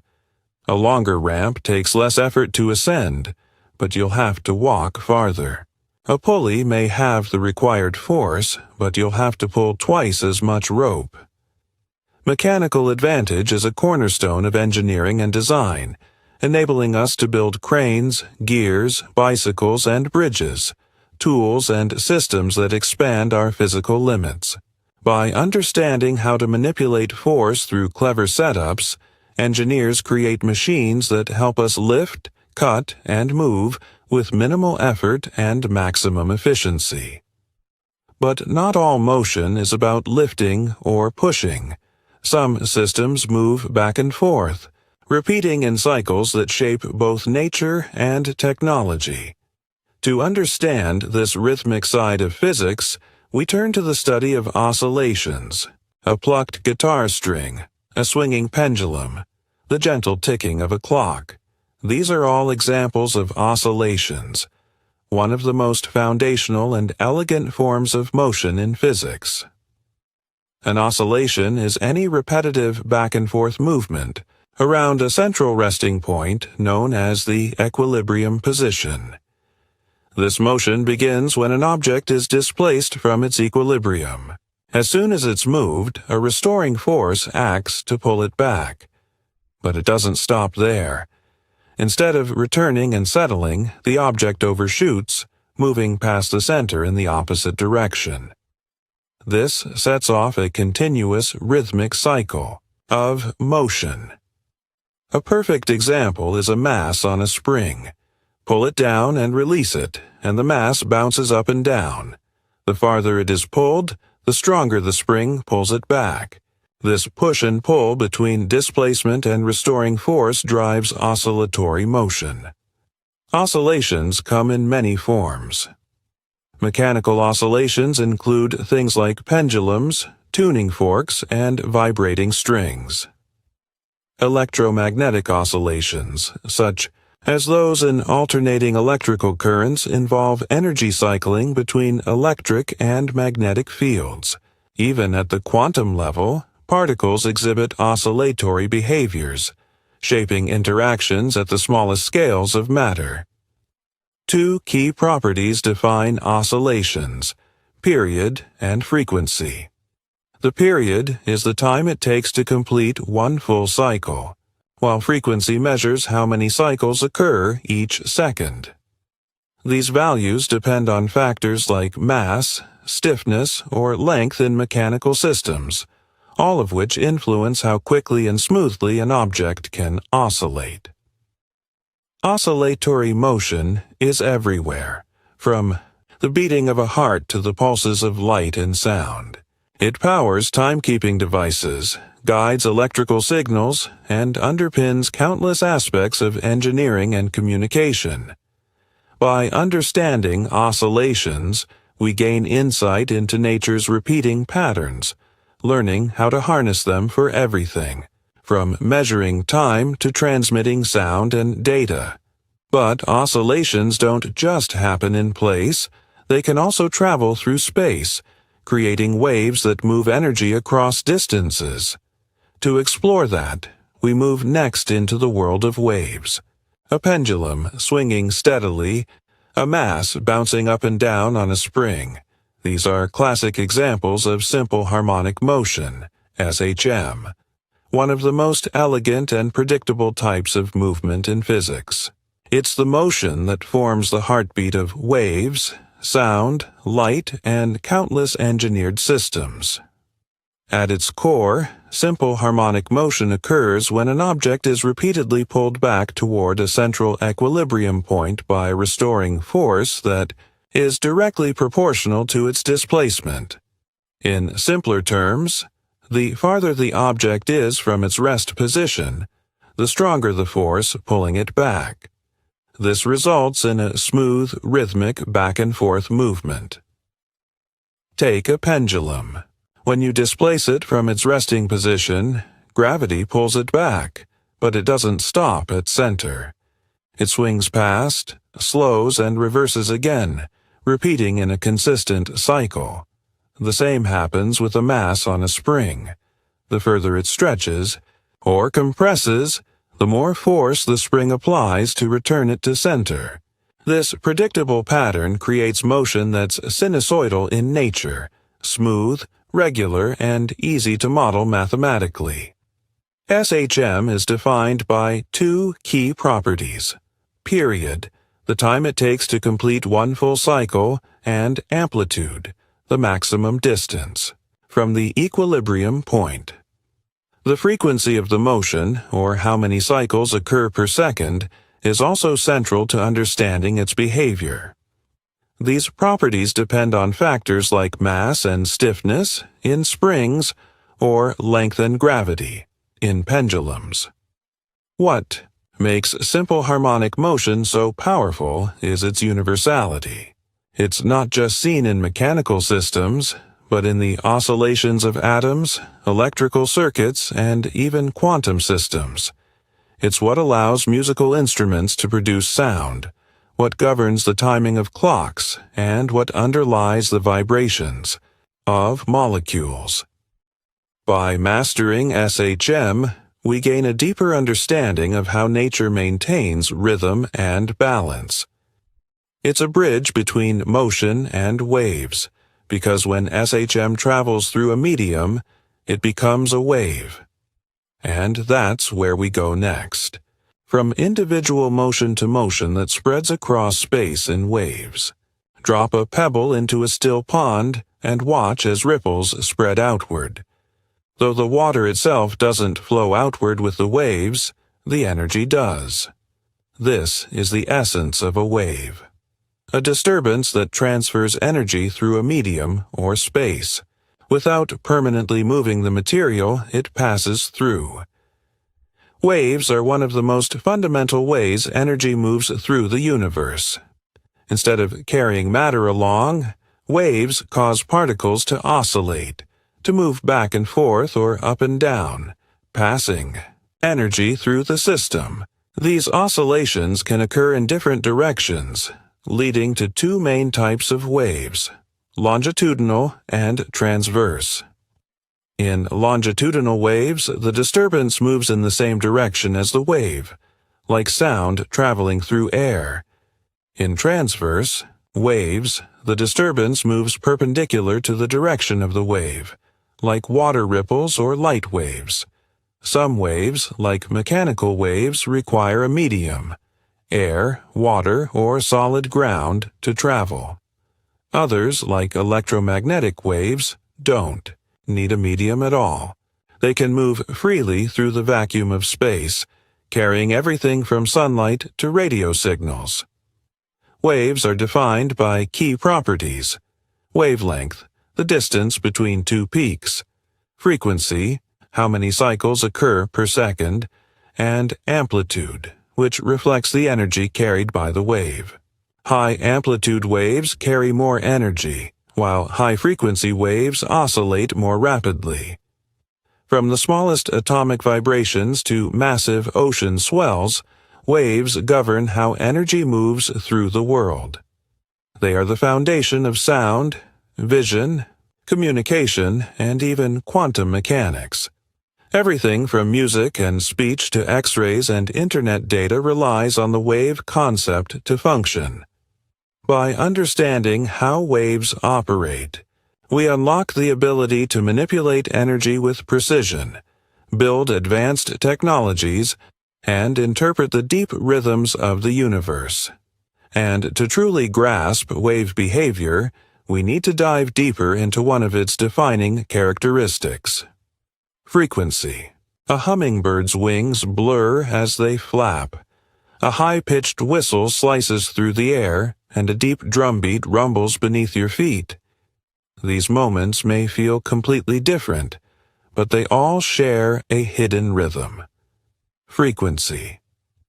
In physics, frequency is the number of cycles a repeating event completes in 1 second. It tells us how fast something vibrates or oscillates, whether it's a pendulum swinging, a sound wave traveling, or a photon of light racing through space. Frequency is measured in hertz, where 1 hertz equals 1 cycle per second. Imagine a pendulum. If it swings back and forth once every second, it has a frequency of 1 hertz. If it swings 5 times per second, the frequency increases to 5 hertz. The faster the repetition, the higher the frequency. This principle applies to waves across all forms: sound, light, water, and beyond. In sound, frequency determines pitch. Low-frequency waves produce deep, booming bass tones, while high-frequency waves create sharp, high-pitched notes. In light, frequency defines color. Lower frequencies appear as reds and oranges, while higher frequencies shift toward blue and violet hues. But frequency goes far beyond what we can see or hear. It plays a crucial role in radio communication, allowing us to tune into specific channels. It's essential in medical imaging like ultrasounds. Even in biology, heartbeats and brain waves operate at characteristic frequencies that reflect our internal rhythms. At every level, from quantum vibrations to astronomical cycles, frequency governs the tempo of the universe. By understanding it, we gain the power to control waves, shape technologies, and better comprehend the energy patterns that structure our world. To further understand the nature of these repeating motions, we must look at another foundational property of waves: the period, the time it takes for a single cycle to complete. Waves crashing against the shore, a pendulum ticking steadily back and forth, the slow rotation of a Ferris wheel, all of these follow a repeating pattern, and the time it takes to complete one full cycle is known as the period. In physics, the period is the duration of one complete cycle of any repeating event. It could be the time it takes for a guitar string to vibrate, a planet to orbit a star, or a pendulum to swing back to its starting point. The period tells us how long it takes to return to the beginning, and it's typically measured in seconds per cycle. Imagine a Ferris wheel. If it takes 30 seconds for one full rotation, its period is 30 seconds. If it spins faster and completes a full rotation in 15 seconds, the period shortens. The concept remains the same across mechanical systems, waves, and even astronomical Cycles. Period is closely related to frequency, the number of cycles in 1 second. The two are inversely proportional. If a wave has a high frequency, it has a short period. If it has a low frequency, the period is longer. One determines how often something happens, the other determines how long each instance lasts. Understanding. Period allows us to make sense of rhythmic motion in everyday life, from the pulse of a heartbeat to the timing of traffic lights. In music, it defines the tempo of a beat. In astronomy, it helps us predict planetary orbits. In wave mechanics, it's vital to understanding how energy travels and repeats. Whether you're measuring the oscillation of a pendulum or the arrival of ocean waves, the period provides a clear way to quantify and predict the natural timing of events. And to further decode the structure of waves, we turn next to another key characteristic: wavelength, the spatial length of each repeating cycle. Stand by the edge of a calm lake and toss in a pebble. Ripples spread out in smooth, repeating circles, and the distance between each peak of those ripples is called the wavelength. It's a fundamental property of waves, shaping everything, from color and sound to how energy travels through space. In physics, wavelength is the physical distance between two identical points in a wave cycle, like crest to crest in an ocean wave, peak to peak in a sound wave, or one complete oscillation in a light wave. While it may seem like a simple measurement, wavelength plays a powerful role in how waves behave and interact with the world. For light waves, wavelength determines color. Longer wavelengths shift toward the red end of the spectrum. Shorter wavelengths lean blue. That's why sunsets glow orange and red. The longer light waves scatter less and travel farther through the atmosphere. In the realm of technology, radio waves with wavelengths as long as skyscrapers can carry signals invisibly across cities and continents, while X-rays, with wavelengths shorter than an atom, can pass through skin and reveal the structure of bones. Sound waves, wavelength helps define pitch. Long wavelengths produce low, rumbling bass tones. Short wavelengths create sharp, high-pitched sounds like whistles. And the way waves interact with their environment also depends on wavelength. Longer wavelengths can bend around obstacles, which is why you can hear someone around a corner, while shorter wavelengths, like those in visible light, travel in straight lines and cast well-defined shadows. From communications and medical imaging to music and astronomy, understanding wavelength is key. It's one of the hidden dimensions through which we perceive and influence the world. Whether shaping the tone of a song, the color of the sky, or the reach of a radio signal, wavelength is one of the universe's most precise and powerful tools. An invisible ruler shaping the patterns of reality. But there's more to a wave than its length. Another key feature is how intense or powerful a wave is. For that, we look next at amplitude, the deep boom of a drum, the brightness of a shining star, the strength of a rumbling earthquake.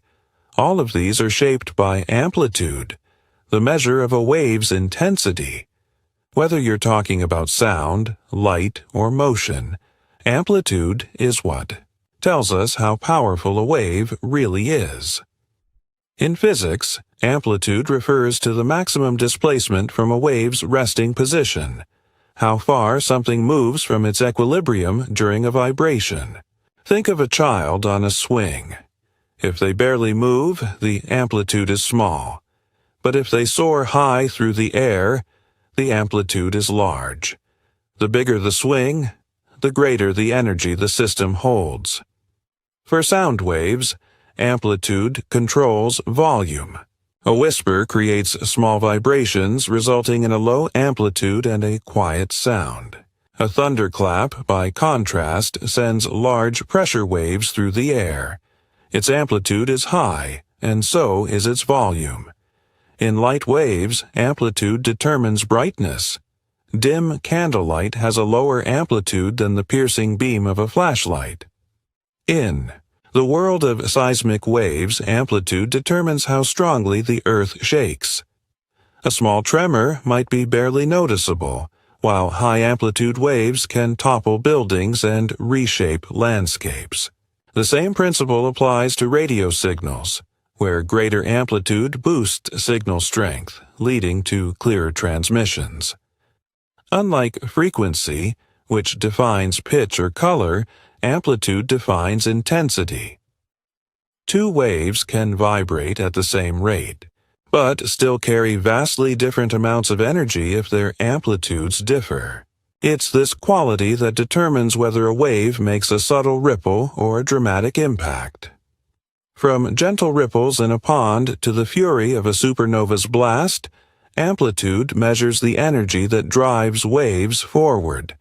It's not just about how waves move, but how much they move and how much they can do. But once you understand how waves move and how strong they are, there's still another question. How fast do they travel? To explore that, we dive next into the concept of wave speed. Stand on the shore and watch the ocean. Some waves roll in slowly, while others race across the water in rapid succession. What makes them different? It's their wave speed, the rate at which energy moves through a medium in the form of a wave. In physics, wave speed is defined as the speed at which a wave propagates through space or a material. It's influenced by two main factors: the wavelength, the distance between wave crests, and the frequency, how many of those crests pass a point per second. Multiply them together, and you get the wave's speed. But wave speed doesn't just depend on the wave itself. It's also determined by the medium it moves through. For example, sound travels at about 343 meters per second in air, but in water it moves nearly 4 times faster. In steel, sound waves can reach speeds of over 5,000 meters per second, thanks to the tightly packed molecules in solids, which transfer vibrations more efficiently. Light waves have their own unique behavior. In a vacuum, light travels at the fastest speed possible in the universe, about 300,000 kilometers per second. But when light enters materials like glass or water, it slows down and bends, a phenomenon known as refraction, caused by interactions with atoms in the medium. Even ocean waves have their quirks. Their speed is influenced by gravity and water depth. In deep water, waves with longer wavelengths move faster, creating those smooth rolling swells that stretch across the open sea. As they reach the shallows, they slow down, grow taller, and eventually crash onto shore. Understanding wave speed is crucial across science and technology. It helps seismologists detect earthquakes, telecommunications engineers transmit data through fiber optic cables, and astronomers analyze light from distant stars and galaxies. Whether moving through air, water, earth, or space, wave speed determines how quickly energy and information travel, shaping our understanding of everything from sound and light to the very fabric of the universe. And speaking of sound, let's take a closer look at one of the most familiar and fascinating types of waves: sound waves. From the rumble of thunder in the distance to the creak of a floorboard beneath your feet, every sound you hear is carried by sound waves, invisible vibrations moving through matter. Whether traveling through air, water, or solid objects, these waves are how energy is transmitted from one point to another, bringing the world of sound to life. At the heart of every sound is vibration. When an object moves, like a guitar string being plucked or a speaker cone pulsing, it disturbs the particles around it, typically molecules in the air. These particles get pushed together in some places, compression, and spread apart in others, rarefaction, creating a pattern of alternating high and low pressure. That pattern propagates outward, forming a longitudinal wave that moves energy through the medium. Unlike light, sound cannot travel through a vacuum. It needs a medium, something, with particles to vibrate. That's why space is silent. Without air or other material, there's nothing to carry the wave. But in denser materials, sound moves faster. In water, sound travels about 4 times faster than in air, and in steel, it can reach speeds over 5,000 meters per second, because the molecules are more tightly packed, enabling faster energy transfer. Sound. Waves also differ in frequency. How many vibrations happen per second?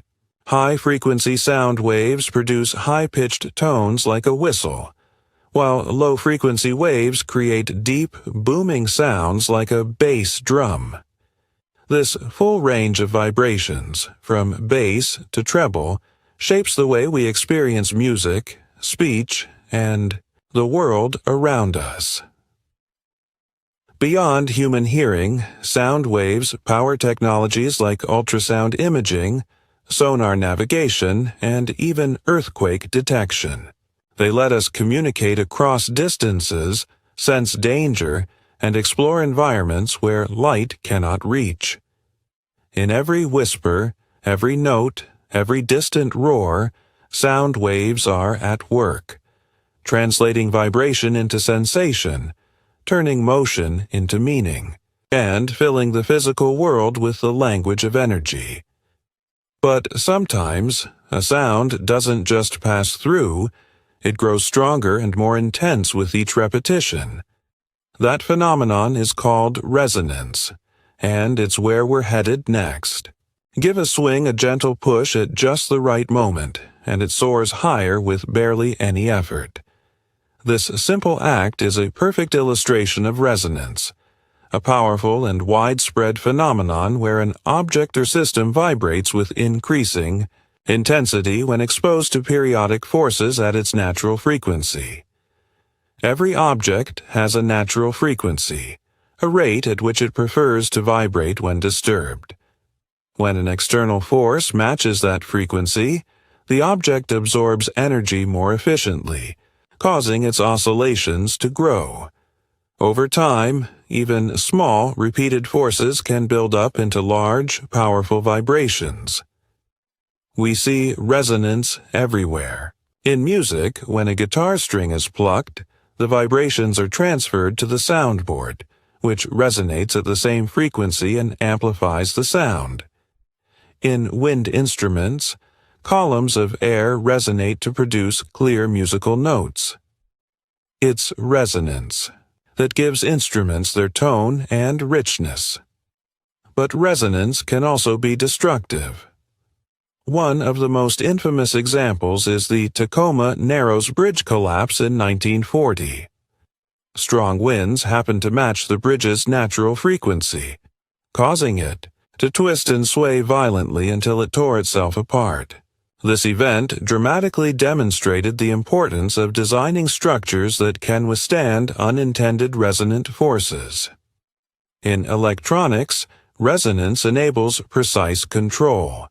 LC circuits, made of inductors and capacitors, resonate at specific frequencies, and are used in radio tuning, filtering signals, and many communication technologies.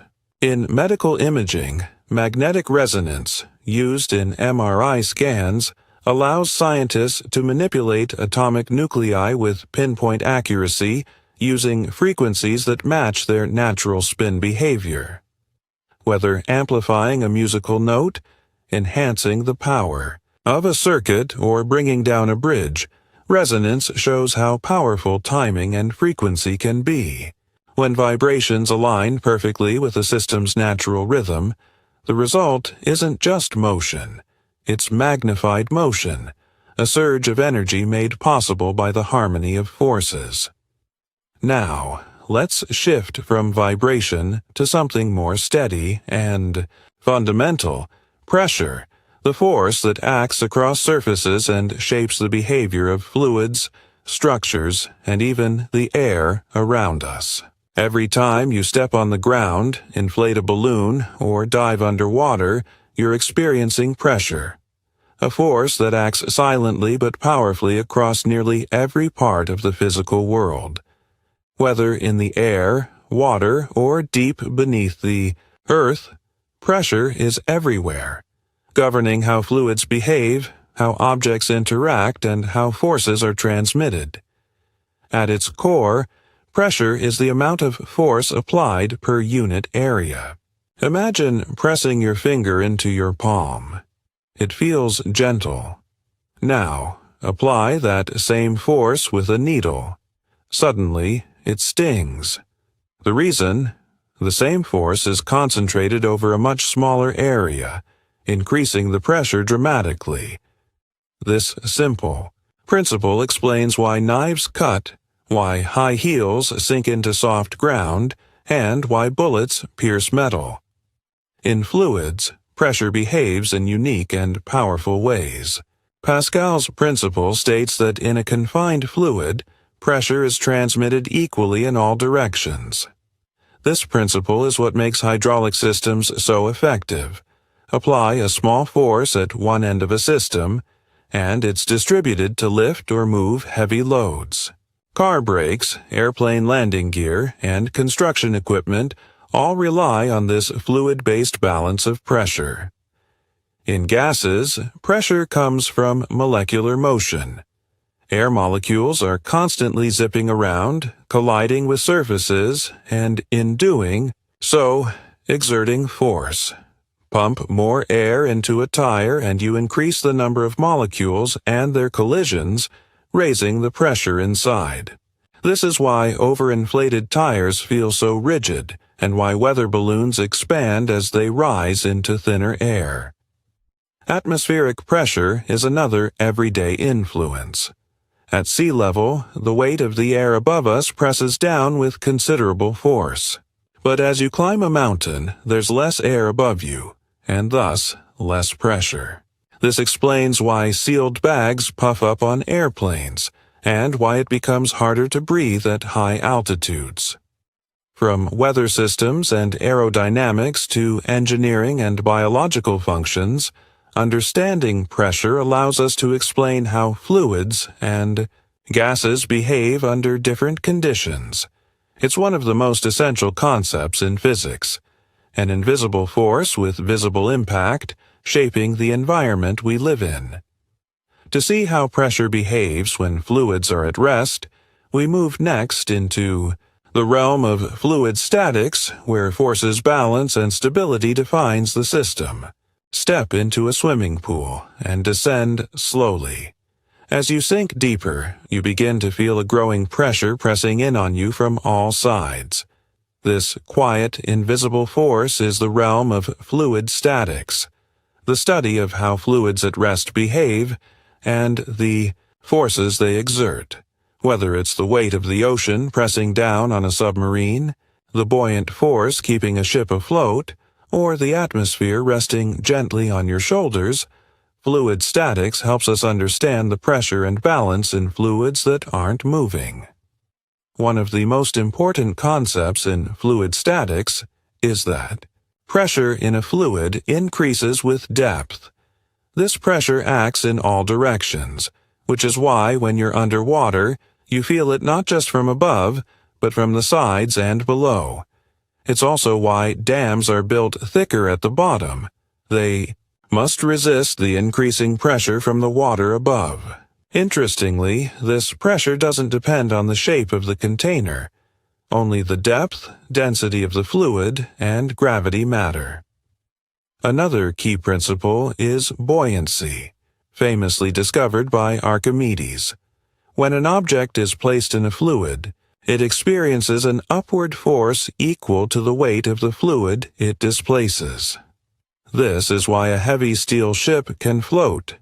Its wide shape displaces enough water to match its weight, while a solid steel ball of the same material sinks. If the buoyant force exceeds an object's weight, it rises. If it's less, the object sinks. Fluid statics also brings us Pascal's principle. A change in pressure applied to a confined fluid is transmitted equally in all directions. This principle underlies hydraulic systems, where a small input force can lift a massive load, used in everything from car brakes and airplane landing gear to hydraulic lifts and construction machinery. From the balance that keeps hot air balloons aloft to the pressure systems that influence weather patterns. Fluid statics reveals the unseen architecture of stillness in our world. By mastering this field, scientists and engineers can harness the quiet strength of resting fluids, designing machines, structures, and vehicles that rely on balance, pressure, and buoyancy. But what happens when fluids are no longer still? When they move, swirl, and rush? That's the domain of fluid dynamics, where motion adds a new dimension to the power of fluids. From the lift beneath an airplane wing to the steady pulse of blood flowing through your veins, fluid dynamics is the science that explains how fluids move. Unlike fluid statics, which deals with still fluids, fluid dynamics explores motion, turbulence, and flow patterns, the dynamic side of water, air, and everything in between. One of the central concepts in fluid dynamics is the difference between streamlined flow and turbulent flow. In streamlined flow, also called laminar flow, fluids move in smooth parallel layers, like honey flowing gently through a tube or oil slipping down a glass wall. In contrast, turbulent flow is chaotic and unpredictable, filled with eddies, swirls, and vortices. Think of wind gusting around a corner or rapids crashing over rocks. Whether a fluid flows smoothly or turbulently depends on its speed, viscosity, and the shape of the surface it encounters. Another foundational principle is Bernoulli's principle, which states that as the speed of a fluid increases, its pressure decreases. This explains how airplanes achieve lift. Air flows faster over the curved top of the wing than underneath, creating a lower pressure above and pushing the wing upward. It's also the reason spray bottles work. Moving air lowers pressure and draws liquid upward into a fine mist. The continuity equation adds another layer to understanding flow. It tells us that the speed of a fluid must increase when it moves, through a narrower space. A river flows slowly where it's wide, but speeds up where it narrows. The same happens when water rushes through a small nozzle, or when blood flows through arteries narrower than veins. Fluid dynamics is everywhere. It governs weather systems, from swirling hurricanes to jet streams. It shapes vehicle design, ensuring that cars and airplanes move efficiently through air. It even powers medical advancements, from IV fluid delivery to heart valve performance. By understanding how fluids move, how they accelerate, twist, spread, or compress, engineers, scientists, and doctors can design better systems, predict natural phenomena, and improve technology that touches every part of life. And to understand the character of a fluid in motion, we turn next to one of its most defining traits: viscosity, a measure of how smoothly or sluggishly a fluid flows. Pour water into a glass and it flows easily, quick and smooth. Now try the same with honey. It stretches, oozes, and clings to the sides of the container. The difference? It's all about viscosity, a fluid's internal resistance to flow. Viscosity, measures how much a fluid resists movement. Low viscosity fluids like water, air, or alcohol flow freely with little resistance. High viscosity fluids like honey, syrup, or molten lava move slowly and stickily, their molecules gripping each other as they move. This resistance comes from internal friction between molecules. In thicker fluids, molecules interact more strongly, making it harder for them to slide past one another. One of the key influencers of viscosity is temperature. When honey is heated, it flows much more easily. Its molecules move faster and don't stick together as tightly. The same principle explains why motor oil thickens in the cold, making engines harder to start in winter. That's why oil is engineered to perform across a range of temperatures, maintaining just the right balance between protection and flow. Viscosity also determines how objects move through fluids. Move your hand through water. It's easy. Try moving it through syrup, and suddenly you feel strong resistance. This is why aquatic animals like dolphins and penguins have evolved streamlined shapes to reduce the viscous drag of water and glide more efficiently. In industry, viscosity plays a crucial role.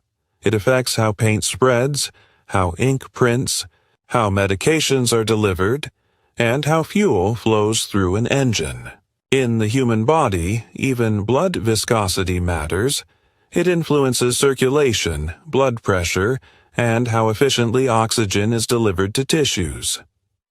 Whether we're designing pipelines, mixing batter, treating illness, or just pouring maple syrup, viscosity governs the way fluids behave. It's the silent resistance inside every stream and swirl, shaping how substances move and how we move through them. And what drives much of this motion, interaction, and resistance? Temperature. It's the next concept that defines not just the feel of heat or cold, but the energy within matter itself. Touch a metal railing on a hot day. It stings. Grab an ice cube, and your fingers go numb. These sensations are all tied to temperature, the everyday measure of how hot or cold something feels. But beneath that simple feeling lies a deeper truth. Temperature is the measure of the average kinetic energy of particles in a substance. When particles move faster, they collide more often and more energetically. This increased motion raises the temperature. When they slow down, collisions become less intense and the temperature drops. So, temperature isn't about the size or mass of an object. It's about how energetically its particles are moving. To quantify this energy, we use several temperature scales. The Celsius scale, used worldwide, sets water's freezing point at 0 degrees and boiling point at 100 degrees. In the Fahrenheit scale, more common in the U.S., these points are 32 degrees and 212 degrees. Scientists, however, work with the Kelvin scale, where 0 Kelvin represents absolute zero, the point at which all molecular motion theoretically stops. Though often confused, temperature and heat are not the same. Temperature is a measure of motion at the particle level, while heat is the energy transferred between objects due to a temperature difference. A boiling cup of water may feel hotter than a tub of warm water, but the bathtub contains more total heat energy because it holds far more molecules, each with their own kinetic energy. Temperature influences everything. It drives weather systems, chemical reactions, and states of matter. In the freezing void of space, temperatures fall to unimaginable lows, while in the cores of stars, nuclear fusion pushes temperatures to millions of degrees, generating the light and heat that make life on Earth possible. Even our bodies rely on temperature control. A small shift, just a few degrees, can affect cellular processes, energy production, and survival. From cooking a meal to launching a spacecraft, temperature is one of the most fundamental concepts we use to understand the behavior of matter and energy. And when that energy starts flowing from one object to another, we call it heat, a force in motion, and the next step in our journey through physics. It's what makes metal glow in a forge, water boil on a stove, and ice melt in your hand. Yet heat isn't a substance. It's the transfer of thermal energy from one place to another.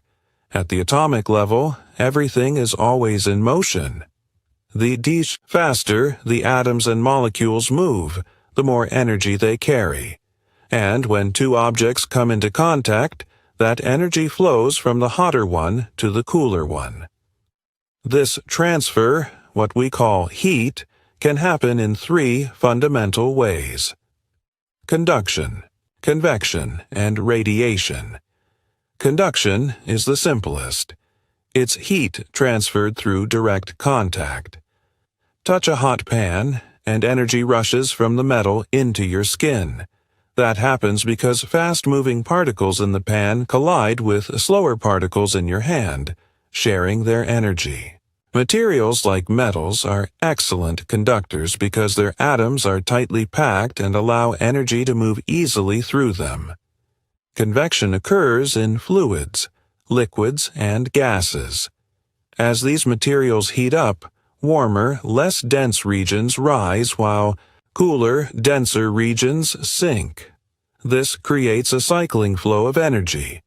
It's how water circulates in a pot, how air currents shape weather, and how heat travels inside the Earth. Radiation is entirely different. It doesn't need a medium at all. Energy travels as electromagnetic waves, like the rays from the sun that warm the Earth or the heat you feel standing near a fire. Even across the vacuum of space, radiation carries energy swiftly and invisibly. While temperature tells us how energetic particles are on average. Heat measures the total energy transferred. A tiny spark from a match may be very hot, but it holds far less total heat energy than a cup of warm water, simply because it contains far fewer particles. Heat is more than just something we feel. It shapes the planet and powers life. It drives weather systems, fuels engines, and sustains the conditions we need to survive. From the warmth of a campfire to the energy behind a nuclear reactor, understanding heat gives us control over energy in motion, making it one of the most vital concepts in both science and daily life. But what happens when heat flows, or doesn't, between objects? That brings us to the foundation of thermal physics, the zeroth law of thermodynamics, which helps define what it truly means for something to be in thermal equilibrium. Pour hot coffee into a cold mug. At first, the coffee cools slightly and the mug warms up. Wait a few minutes and both reach the same temperature. They've come into thermal equilibrium. This everyday experience reveals one of the most deceptively simple but absolutely foundational laws of physics. The zeroth law of thermodynamics. The law states, if two systems are each in thermal equilibrium with a third system, then they are also in thermal equilibrium with each other. Put simply, if object A is the same temperature as object C, and object B is also the same temperature as object C, then A and B must be the same temperature too. It sounds obvious, but this relationship gives temperature a clear, measurable meaning, allowing us to define and compare it with confidence. Consider how this applies to a thermometer. When it's placed in contact with another object, like your forehead or a pot of soup, the thermometer adjusts its own internal energy until it matches the object's temperature. Thanks to the zeroth law, we know that when both the thermometer and the object stop exchanging heat, when they're In equilibrium, they must be at the same temperature. That's how we can trust the reading. Without this law, there would be no consistent way to define or compare temperature. Thermometers wouldn't work, thermostats wouldn't regulate, and much of thermodynamics wouldn't function. This principle gives us the concept of temperature itself, the idea that it's a real, quantifiable state that can be shared between systems. Though named the zeroth law, only after the first, second, and third laws had been established, it underpins them all. It's the reason heat flows from hot to cold, why engines can be designed to use temperature differences, and why we understand how energy spreads. In its quiet simplicity, the zeroth law is the starting point of thermal science, the invisible, logic behind everything from climate control to cooking. And building on this equilibrium, the first law of thermodynamics takes us deeper into how energy behaves, transforms, and is forever conserved. Strike a match, drink a hot cup of tea, start your car, or even take a breath. Energy is everywhere, flowing from one form to another. And yet, despite all the movement and change, one thing remains constant. The total amount of energy never changes. This is the essence of the first law of thermodynamics, a law so fundamental that it shapes every process in the universe. The first law states that energy cannot be created or destroyed. It can only be transferred or transformed. In more technical terms, the total energy of an isolated system remains constant over time. Think of a cup of hot tea left on the table. As time passes, the tea cools. But where does that heat go? It doesn't vanish. It transfers into the surrounding air, warming nearby molecules. The energy is conserved, merely moving from the liquid to the atmosphere. Or take your body. When you eat, you absorb chemical energy from food. That energy transforms into kinetic energy when you move, thermal energy to maintain body temperature, and electrical energy to power your nervous system. The total energy stays the same. It just changes form. This law is also what powers engines. In a car, chemical energy from burning fuel becomes heat energy, which is then used to create mechanical work, moving the pistons and propelling the vehicle forward. Not all of that energy becomes useful work, though. Some is always lost as waste heat, which is why no machine is perfectly efficient. The first law governs everything from metabolism in your cells to the fusion reactions inside stars, from your microwave oven to entire power plants. Every action, every transformation, every energy exchange follows this rule. It's a universal reminder. Energy never just disappears. It only moves, shifts, or transforms. It may leave one place and appear in another, or change form from light to heat or motion to sound, but it's always accounted for.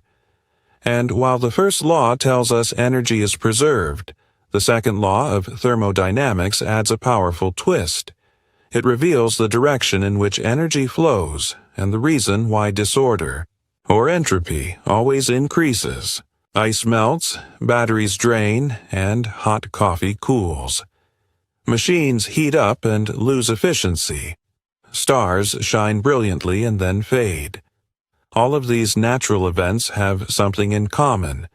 They follow the second law of thermodynamics, a law that doesn't just govern energy, but the very direction of time and the fate of the universe. At its core, the second law states that in any energy transfer or transformation, the total entropy of a system and its surroundings will always increase. In other words, while energy is conserved, as the first law tells us, it becomes less organized, less useful, and more spread out over time. But what is entropy? It's a measure of disorder or randomness in a system. A stack of books neatly arranged on a shelf has low entropy. It's organized and structured. Knock them over and the pile becomes chaotic and disordered. High entropy. The second law says that nature tends to move from order to disorder unless energy is continuously used to maintain or restore structure. This is why heat always flows from hot to cold, never the other way around. Leave a cup of hot coffee in a cool room, and the warmth spreads out into the air. That heat will never spontaneously gather itself back into the cup. This flow of heat, this one-way street, defines the natural progression of time. The law, also, explains why no machine is perfectly efficient. Every engine, motor, or electronic device loses some energy as waste heat to its surroundings. This energy is still there. It hasn't vanished, but it's now too disorganized to do useful work. Even life itself defies entropy only by constantly consuming energy, food, sunlight, fuel, to maintain structure. On a cosmic scale, the second law paints a sobering picture. As stars burn their fuel and galaxies evolve, the universe trends toward maximum entropy, a state where all energy is evenly distributed and no more work can be done. This theoretical fate is called the heat death of the universe, a silent, motionless state of complete equilibrium. Yet within that ever-increasing disorder, life and technology carve out moments of order. We build, we power, we create, but always at a cost, always pushing against the tide of entropy. And while the second law reveals the inevitable spread of energy, the third law of thermodynamics explores the limit of what happens when there's almost no energy left to spread at all, when everything approaches absolute zero. Picture a world where nothing moves. No vibration, no sound, not even the twitch of an atom. This is the realm imagined by the third law of thermodynamics, which explores what happens when matter reaches the edge of absolute stillness. The law states, as a system approaches absolute zero, the lowest possible temperature, its entropy, or disorder, also approaches a minimum value. Absolute zero is 0 Kelvin, or 273.15 degrees Celsius. At this theoretical temperature, all molecular motion would stop completely. No jiggling atoms, no vibrations, just perfect silent order. As a material cools, its particles slow down. Their energy fades and they begin to settle into more predictable, structured arrangements. In theory, a perfect crystal, with no impurities, defects, or irregularities, would have zero entropy at absolute zero, because there's no randomness left in how its atoms are arranged. But here's the catch. We can never actually reach absolute zero. No matter how powerful our technology becomes, we can only approach it, getting ever closer without fully arriving. Why? Because removing that final shred of heat, the last tiny flicker of energy, would require an infinite amount of work. Yet this extreme limit isn't just theory. It's had real, revolutionary applications. As substances are cooled to near absolute zero, they begin to behave in extraordinary ways. For instance, some materials lose all electrical resistance, becoming superconductors, a property harnessed in MRI machines, magnetic levitation trains, and quantum computers. The third law sets a definitive lower boundary in physics. It tells us not just how cold things can get, but also how ordered systems can become. In a universe defined by entropy and decay, It offers a final, unreachable promise, a perfect state of structure, frozen in stillness. As we venture from these fundamental thermodynamic principles into the behavior of gases, we encounter the ideal gas law, a powerful equation that ties together pressure, volume, temperature, and quantity, describing how gases behave in the real world and in the lab. Gases often behave as though they're unpredictable, expanding to fill any available space, compressing under pressure, and weaving through even the tiniest openings. Yet, beneath this apparent chaos is a striking simplicity captured by the ideal gas law, one of the most essential tools in physics for decoding the behavior of gases. This law reveals how four key properties, pressure, volume, temperature, and particle count, are all interlinked. If you change one, the others must respond in kind to keep the system in balance. Heat a gas and its particles speed up, increasing. Pressure, unless you also expand the volume to give them more space. Compress the gas and pressure rises. Cool it and the particles slow down, reducing both volume and pressure. This dance between properties explains common experiences: why balloons deflate in the cold, why sealed containers can burst in heat, and how your lungs adjust with every breath.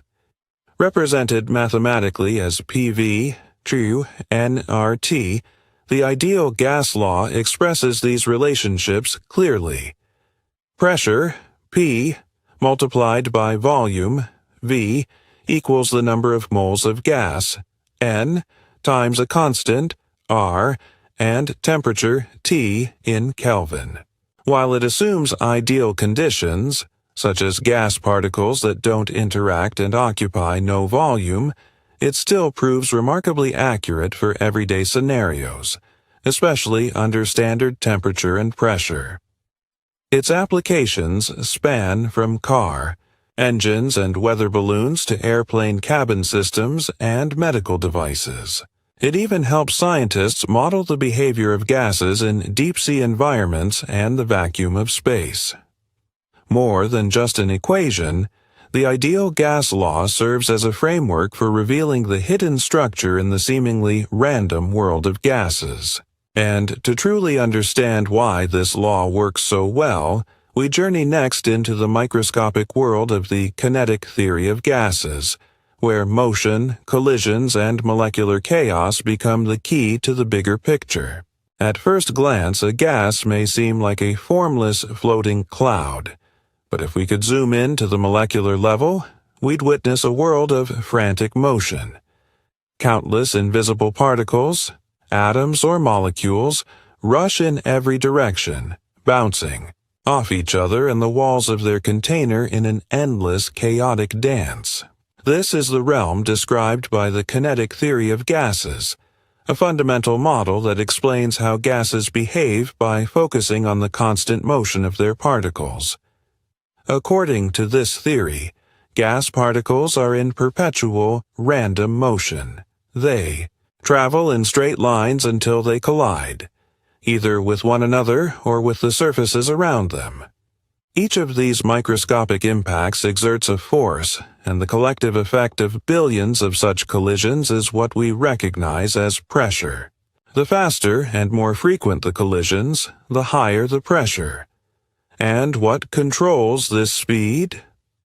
Temperature. As the gas heats up, its particles move faster, increasing pressure. If the gas is free to expand, the added energy also increases. Its volume. Cool the gas and everything slows. The collisions become gentler and less frequent, lowering both temperature and pressure. This motion explains another familiar gas behavior: compressibility. Because gas particles are widely spaced compared to solids and liquids, most of the volume in a gas is simply empty space. That means gases can be compressed easily, particles are pushed closer together, or allowed to expand into more space. when pressure drops. This is why air can be pumped into tires, why balloons inflate, and how pressurized cabins on airplanes protect passengers high above Earth. But the kinetic theory isn't just a thought experiment. It's a critical tool across science and engineering. From predicting weather patterns and designing spacecraft life support systems to fine-tuning engines and understanding explosions, it provides the microscopic lens needed to see how energy, temperature, and motion are interconnected.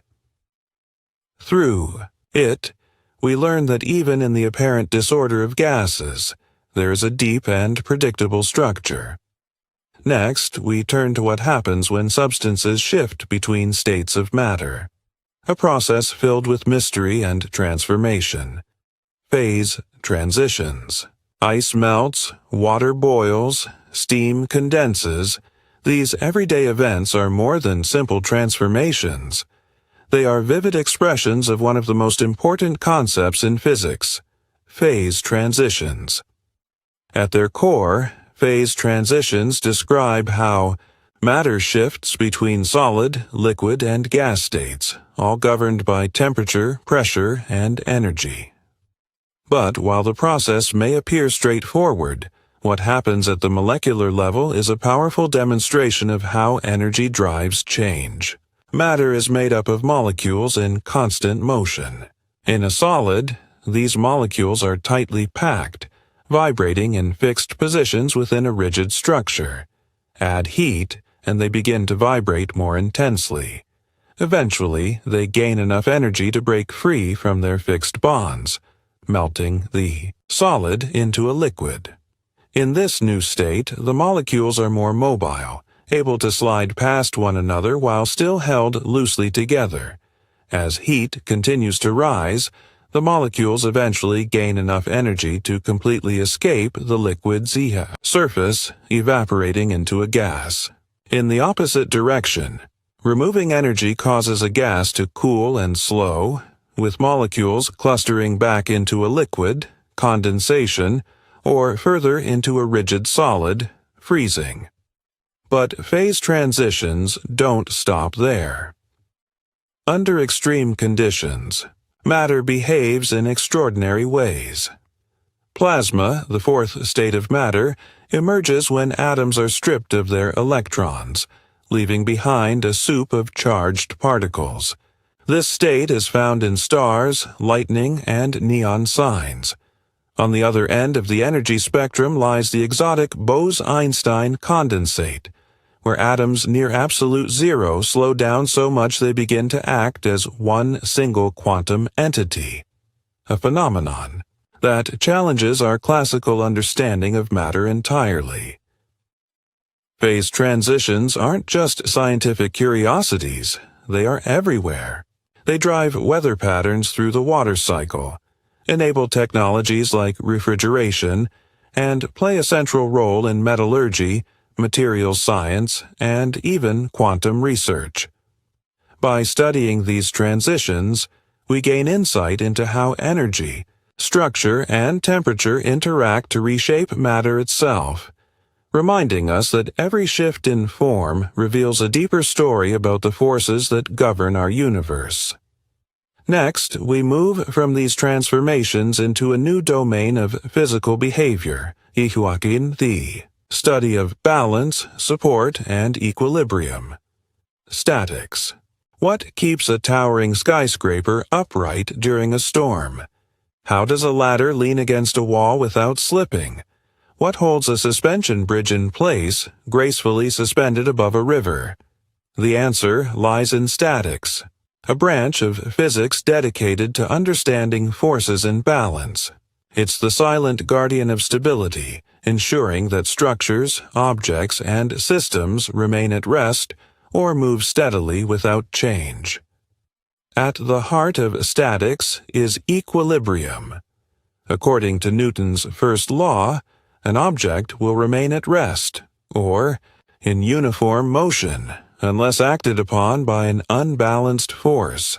In static situations, all forces and torques acting on a body must cancel out perfectly. This balance is what allows buildings to stand, bridges to span gaps, and even a pile of books to rest neatly on a table without collapsing.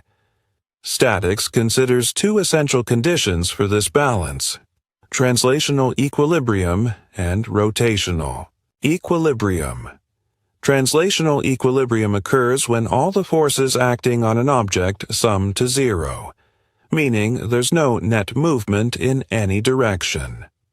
Rotational equilibrium, on the other hand, ensures that all torques, rotational forces, also sum to zero, preventing the object from spinning or tipping over. Picture a seesaw with two kids of equal weight sitting at equal distances from the center. It stays level because both the linear forces and rotational effects are perfectly balanced. These concepts are not abstract. They are applied in architecture, engineering, and design every day. Architects use statics to design buildings that can handle wind loads and structural stress. Engineers rely on it to build cranes, dams, and towers that don't tip or buckle. Even setting up scaffolding or stacking dishes in a cupboard draws on principles of statics, consciously or not. Understanding statics is about mastering the interplay of forces in stillness. It's the reason bridges don't collapse under traffic, ladders don't fall when leaned correctly, and buildings resist the pull of gravity and time. In a universe constantly in motion, statics is the science that makes stillness possible, providing the foundation for stability in both natural and human-made worlds. Next, we shift from the large and immobile to the invisible and unpredictable, into the realm of statistical mechanics, where the behavior of countless particles gives rise to the laws of thermodynamics. Imagine trying to track every molecule in a gust of wind, all moving at different speeds in random directions, constantly colliding. It sounds like an impossible task. And yet, from this chaos, emerges something beautifully predictable: temperature, pressure, entropy. That's the power of statistical mechanics, a branch of physics that bridges the chaotic motion of countless microscopic particles with the orderly laws that govern the macroscopic world. While classical mechanics focuses on the motion of individual objects, planets, pendulums, or projectiles, statistical mechanics deals with systems made up of trillions upon trillions of particles. Instead of tracking each one, it relies on probability to understand the average behavior of the whole. It's like watching the tide roll in rather than studying every single water droplet. One of the most profound insights from statistical mechanics is the true meaning of temperature. It's not tied to a single molecule, but to the average kinetic energy of all the molecules in a system. Faster movement means higher energy and therefore higher temperature. Similarly, pressure isn't the result of a single collision. It's the collective force of billions of molecules striking the walls of a container. Then comes entropy, a concept often misunderstood as mere disorder. In statistical mechanics, entropy is a measure of the number of microscopic configurations that correspond to a system's macroscopic state. The more possible arrangements, the higher the entropy. That's why heat flows from hot to cold, why gases spread out, and why time seems to move forward, because the probability favors disorder. Statistical mechanics also unlocks the secrets behind phase transitions. When ice melts, it's not just a physical change, it's a massive shift in how molecules behave, moving from an ordered structure to a more random state. The same applies to water boiling, magnets losing alignment, and materials becoming superconductive. Behind each transition is a delicate dance of probabilities. This framework even extends into quantum mechanics, where it predicts how electrons distribute themselves in atoms. how particles behave at near absolute zero, and how entire materials respond to energy and temperature. In essence, statistical mechanics takes the invisible chaos of the microscopic world and reveals the invisible order behind it. It shows us that while we may never track every molecule, we can still understand the universe they create, one probability at a time. Up next, we shift from the probabilistic world of particles to the charged fabric of matter itself with electric charge, the source of one of nature's most powerful and dynamic forces. Flip a switch, plug in your phone, or feel a static jolt when touching a doorknob, and you've just encountered one of nature's most powerful properties, electric charge. Though invisible to the eye, electric charge lies at the heart of everything, from your morning coffee maker to the structure of atoms and the fury of thunderstorms. Electric charge is an intrinsic property of matter, meaning it's built into the very particles that make up the universe. It comes in two types, positive and negative. Opposite charges attract, like charges repel. This simple yet profound rule is the basis of all electromagnetic interactions. At the atomic level, protons carry positive charge, electrons carry negative charge, and neutrons remain neutral. Most matter is electrically neutral overall because it contains equal numbers of positive and negative charges. But when there's an imbalance, when electrons are gained or lost, forces come into play. That's what's happening when you rub a balloon against your hair. The balloon steals electrons, becoming negatively charged, while your hair loses electrons and becomes positively charged. The result? Attraction. The balloon clings to the wall or to your hair, held in place by invisible electric forces. Electric charge is measured in coulombs, a unit named after Charles-Augustin de Coulomb, who mathematically described how charged objects interact. His work showed that the force between two charges depends on both their magnitude and the distance between them, a relationship that would become a foundation for understanding electrostatics. But charge isn't just a static property. It flows. When charges move, especially electrons, they generate electric currents. This flow of charge is what powers circuits, lights homes, runs computers, and drives motors. It's the pulse of modern life. Even nature relies on electric charge.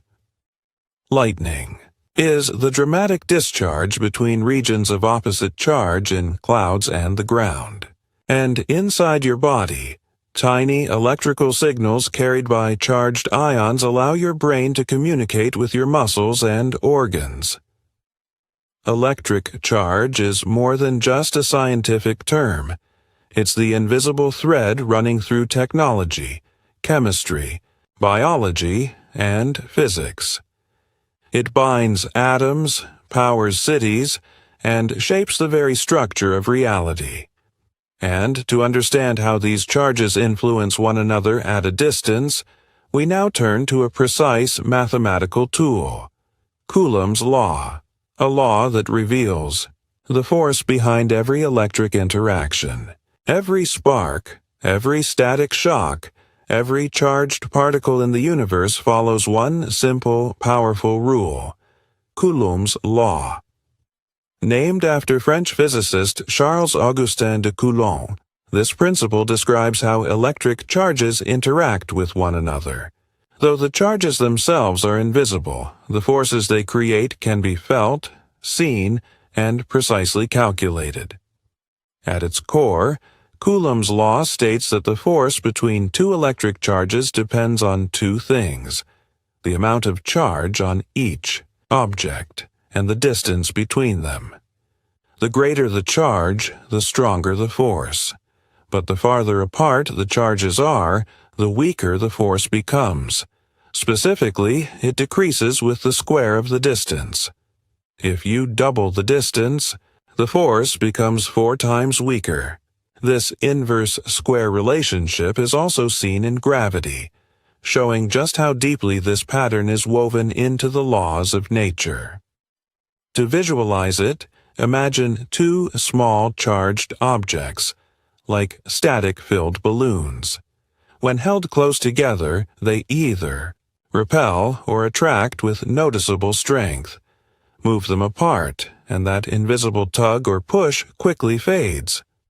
This isn't just a quirky trick of everyday physics, it's the exact mathematical rule followed by every pair of charged particles in the universe.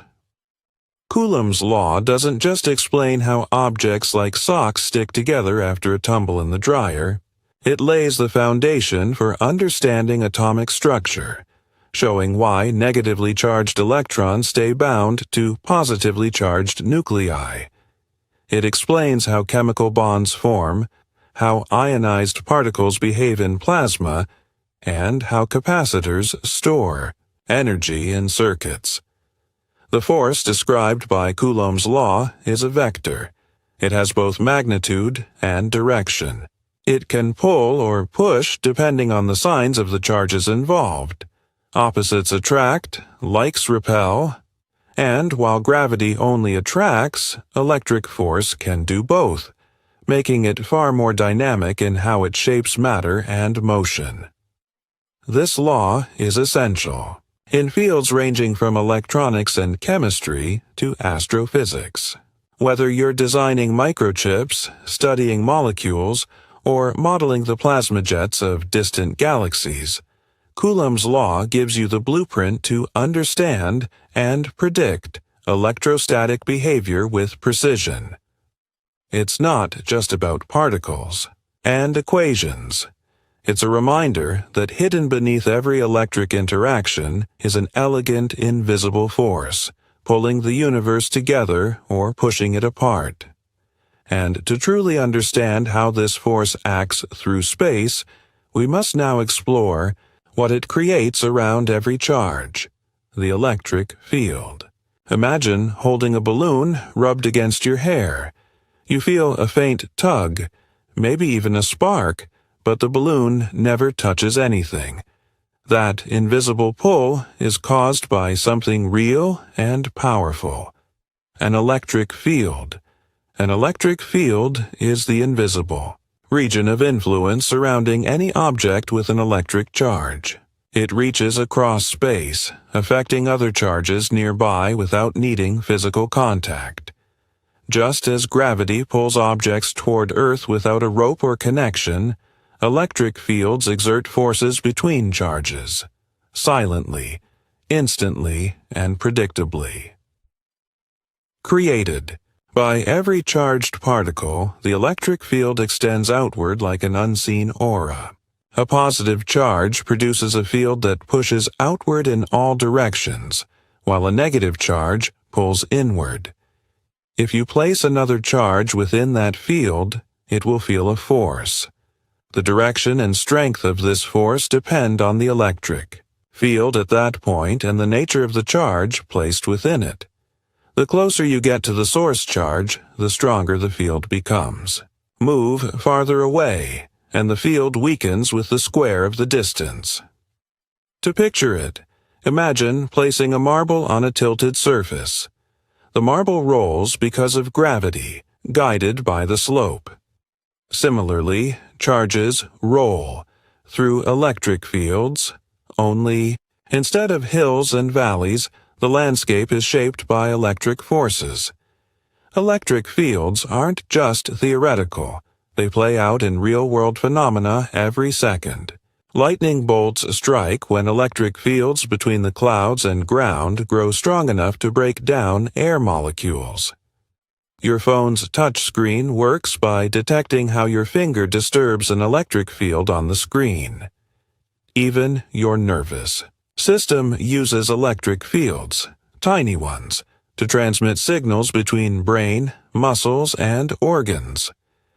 When multiple charges are near each other, their fields interact and create complex patterns like overlapping ripples in water. These patterns guide the motion of charged particles and influence how forces are distributed through space.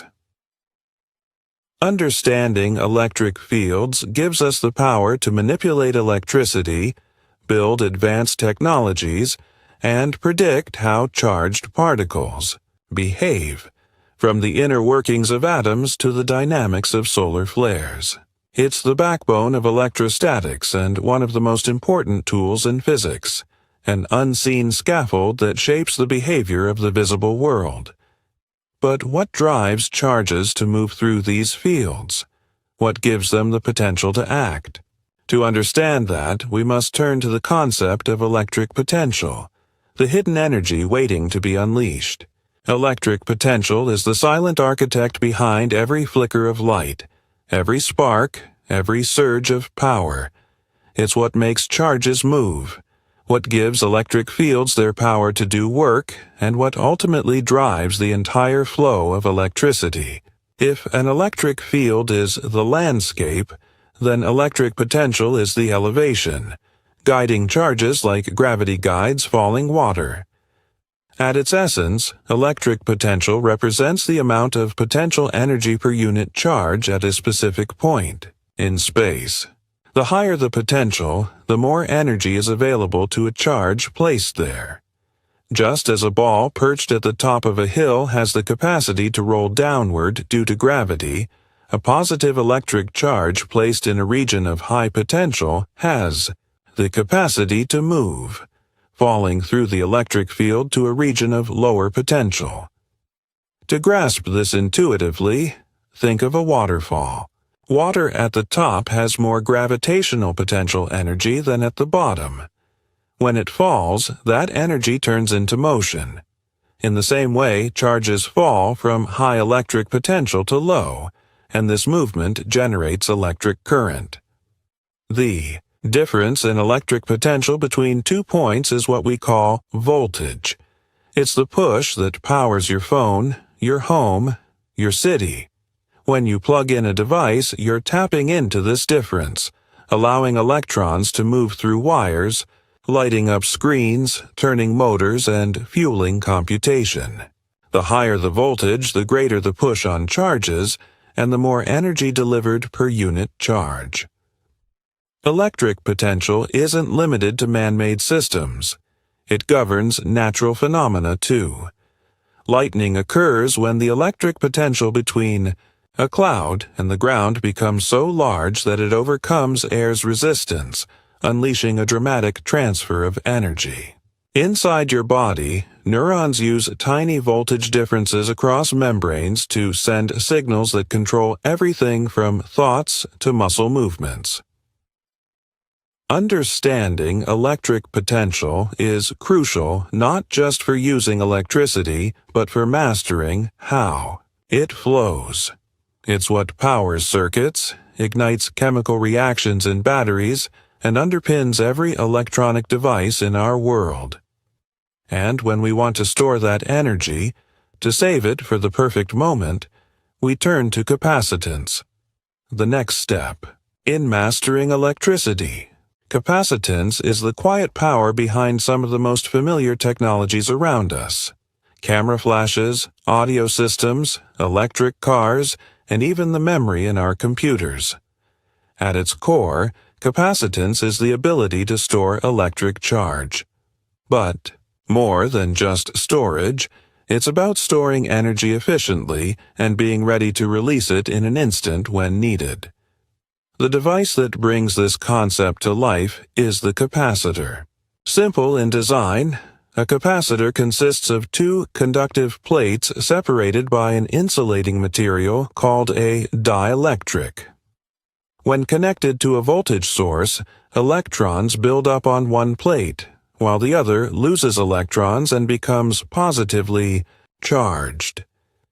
This separation of charge creates an electric field between the plates, and with it, the ability to store energy.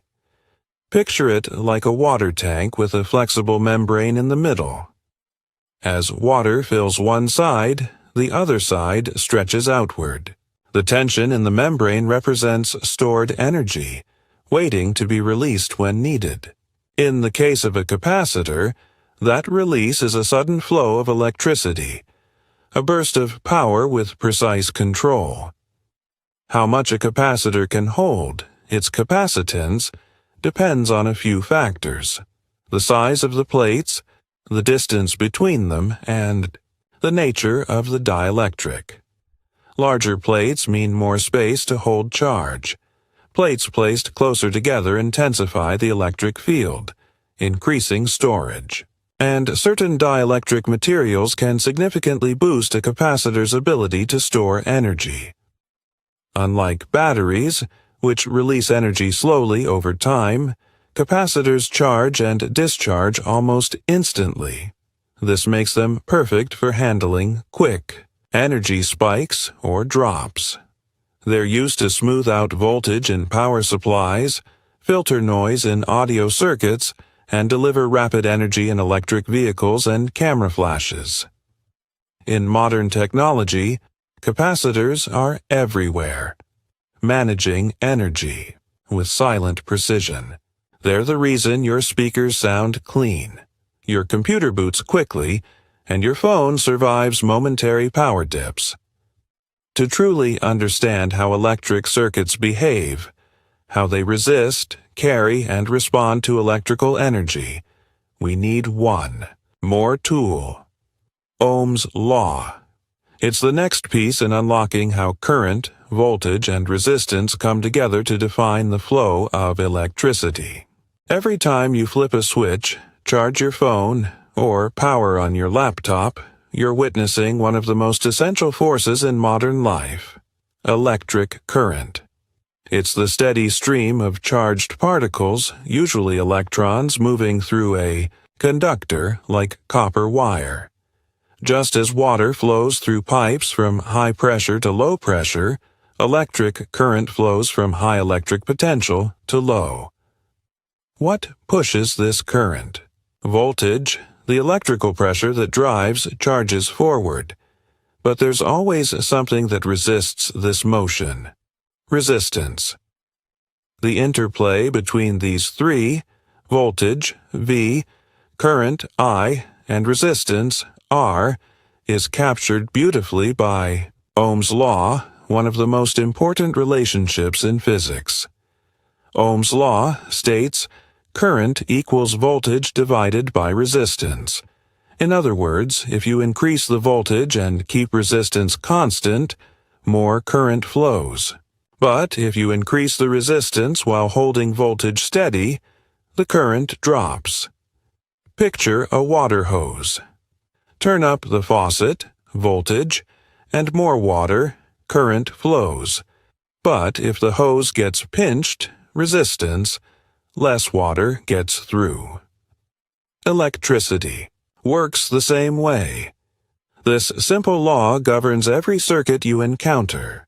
It tells engineers how to design circuits that don't overheat, ensures your phone doesn't short-circuit when charging, and allows household appliances to operate safely.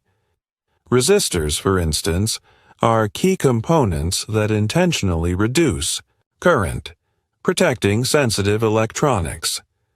Circuit breakers monitor current levels and cut the flow when it gets too high, preventing fires or damage. From light bulbs glowing at just the right brightness to electric cars delivering safe and efficient power, Ohm's law is at work behind the scenes. It's not just a formula. It's a tool that brings control to the invisible world of flowing charges, making electricity usable, predictable, and safe. As we dive into basic circuit analysis next, we'll see how these concepts come together. How resistors, voltage sources, and current paths interact to form the backbone of every electronic system we use today. Electricity powers everything around us, from the smallest flashlight to complex supercomputers. To understand how electricity flows, it's essential to comprehend how circuits work. Circuit analysis is the method used to study how voltage, current, and resistance interact within a circuit. A basic circuit is composed of three core components: the voltage source, which provides the push needed for electrons to move, such as a battery; resistors, which limit the flow of current, much like narrowing a water pipe; and conductors, the wires that carry electricity between components, similar to roads guiding traffic. The behavior of electric circuits is governed by two primary laws. Ohm's law relates voltage, current, and resistance. It helps us understand how much current will flow through a component based on the applied voltage and its resistance. Kirchhoff's laws are applied when analyzing circuits with multiple loops and branches. Kirchhoff's voltage law states that the sum of voltages around any closed loop must equal zero, ensuring energy is conserved. Kirchhoff's current law dictates that the total current entering a junction must equal the total current leaving, much like cars merging into lanes on a highway. By applying these laws, engineers can calculate how current and voltage are distributed across complex circuits, ensuring proper function and safety. This analysis is crucial in designing everything from household wiring to microprocessors. Understanding how circuits work is essential, because circuits form the foundation of modern technology. They allow us to harness electricity efficiently and ensure that devices operate as intended. A magnetic field is an invisible force field created by moving electric charges or magnetic materials. It surrounds magnets and electric currents, shaping how magnetic objects interact even without touching. Imagine holding a magnet near iron filings. They align into clear, curved patterns, outlining the magnetic field's presence and shape. This field extends outward from the magnet's poles, looping from the North Pole to the South Pole outside the magnet, and continuing from south to north within it, forming continuous loops. The strength of the magnetic field decreases rapidly as you move farther away, just like light from a candle dimming with distance. But magnetic fields aren't only about permanent magnets. Electric currents produce them too. When electric current flows through a wire, it creates a circular magnetic field around the conductor, forming the basis for electromagnets. Electromagnets are powerful because their fields can be easily switched on, off, or reversed by adjusting the electric current. This controllability is crucial in countless applications, from motors and generators to MRI machines and magnetic levitation trains. Magnetic fields also protect our planet. Earth's core generates a magnetic field that shields us from harmful solar radiation by deflecting charged particles, enabling life to thrive. This invisible shield creates stunning natural phenomena, such as the northern lights. Understanding magnetic fields is vital to modern technology. They enable data storage, wireless charging, navigation compasses, and even advanced medical imaging. In essence, magnetic fields quietly shape our lives and the technology we depend upon, influencing everything from the smallest electronic devices to the vastness of space itself. A compass needle gently swings northward, guiding travelers safely home. Bright green auroras dance across the night sky, painting the heavens with mysterious beauty. A magnet effortlessly picks up metal, defying gravity itself. Behind each of these wonders lies an invisible yet powerful presence: the magnetic field. At its core, a magnetic field is an unseen region surrounding magnets and electric currents, influencing objects without ever making contact. It's like an invisible ocean of force stretching out from one magnetic pole to the other, guiding magnetic materials along clearly defined paths. Sprinkle iron filings around a bar magnet, and suddenly, this hidden force springs vividly to life. the filings lining up into beautiful loops, tracing the invisible magnetic pathways. But magnetic fields are far more than just the domain of classroom experiments. Our entire planet is wrapped in one, Earth's magnetic field, generated deep within its molten iron core. This magnetic shield deflects dangerous solar radiation, protecting all life on Earth. Without it, our atmosphere could vanish, and the planet would become barren, lifeless, and exposed to cosmic storms. Magnetic fields don't just defend. They empower technology too. Pass an electric current through a coil of wire, and you'll instantly create your own controllable magnetic field, an electromagnet. This simple phenomenon underpins countless innovations, from electric motors spinning tirelessly in appliances and cars, to transformers smoothly managing our power supply, and even the magnetic resonance imaging (MRI) machines that peer deep inside our bodies. Beyond Earth, magnetic fields sculpt cosmic landscapes, influencing stars, galaxies, and nebulae. They guide charged particles from the sun into brilliant displays like the northern lights and shape the environments of distant planets, creating invisible highways through the vastness of space. Understanding magnetic fields means mastering the unseen forces that shape our universe, from the simplest compass needle to the grandest cosmic spectacle. They quietly guide, protect, and power the world around us, proving that even the most invisible forces can have the most profound effects. Imagine harnessing motion itself, turning the spin of a turbine, the movement of a magnet, or even the rush of water into electrical power that lights cities, charges phones, and powers entire civilizations.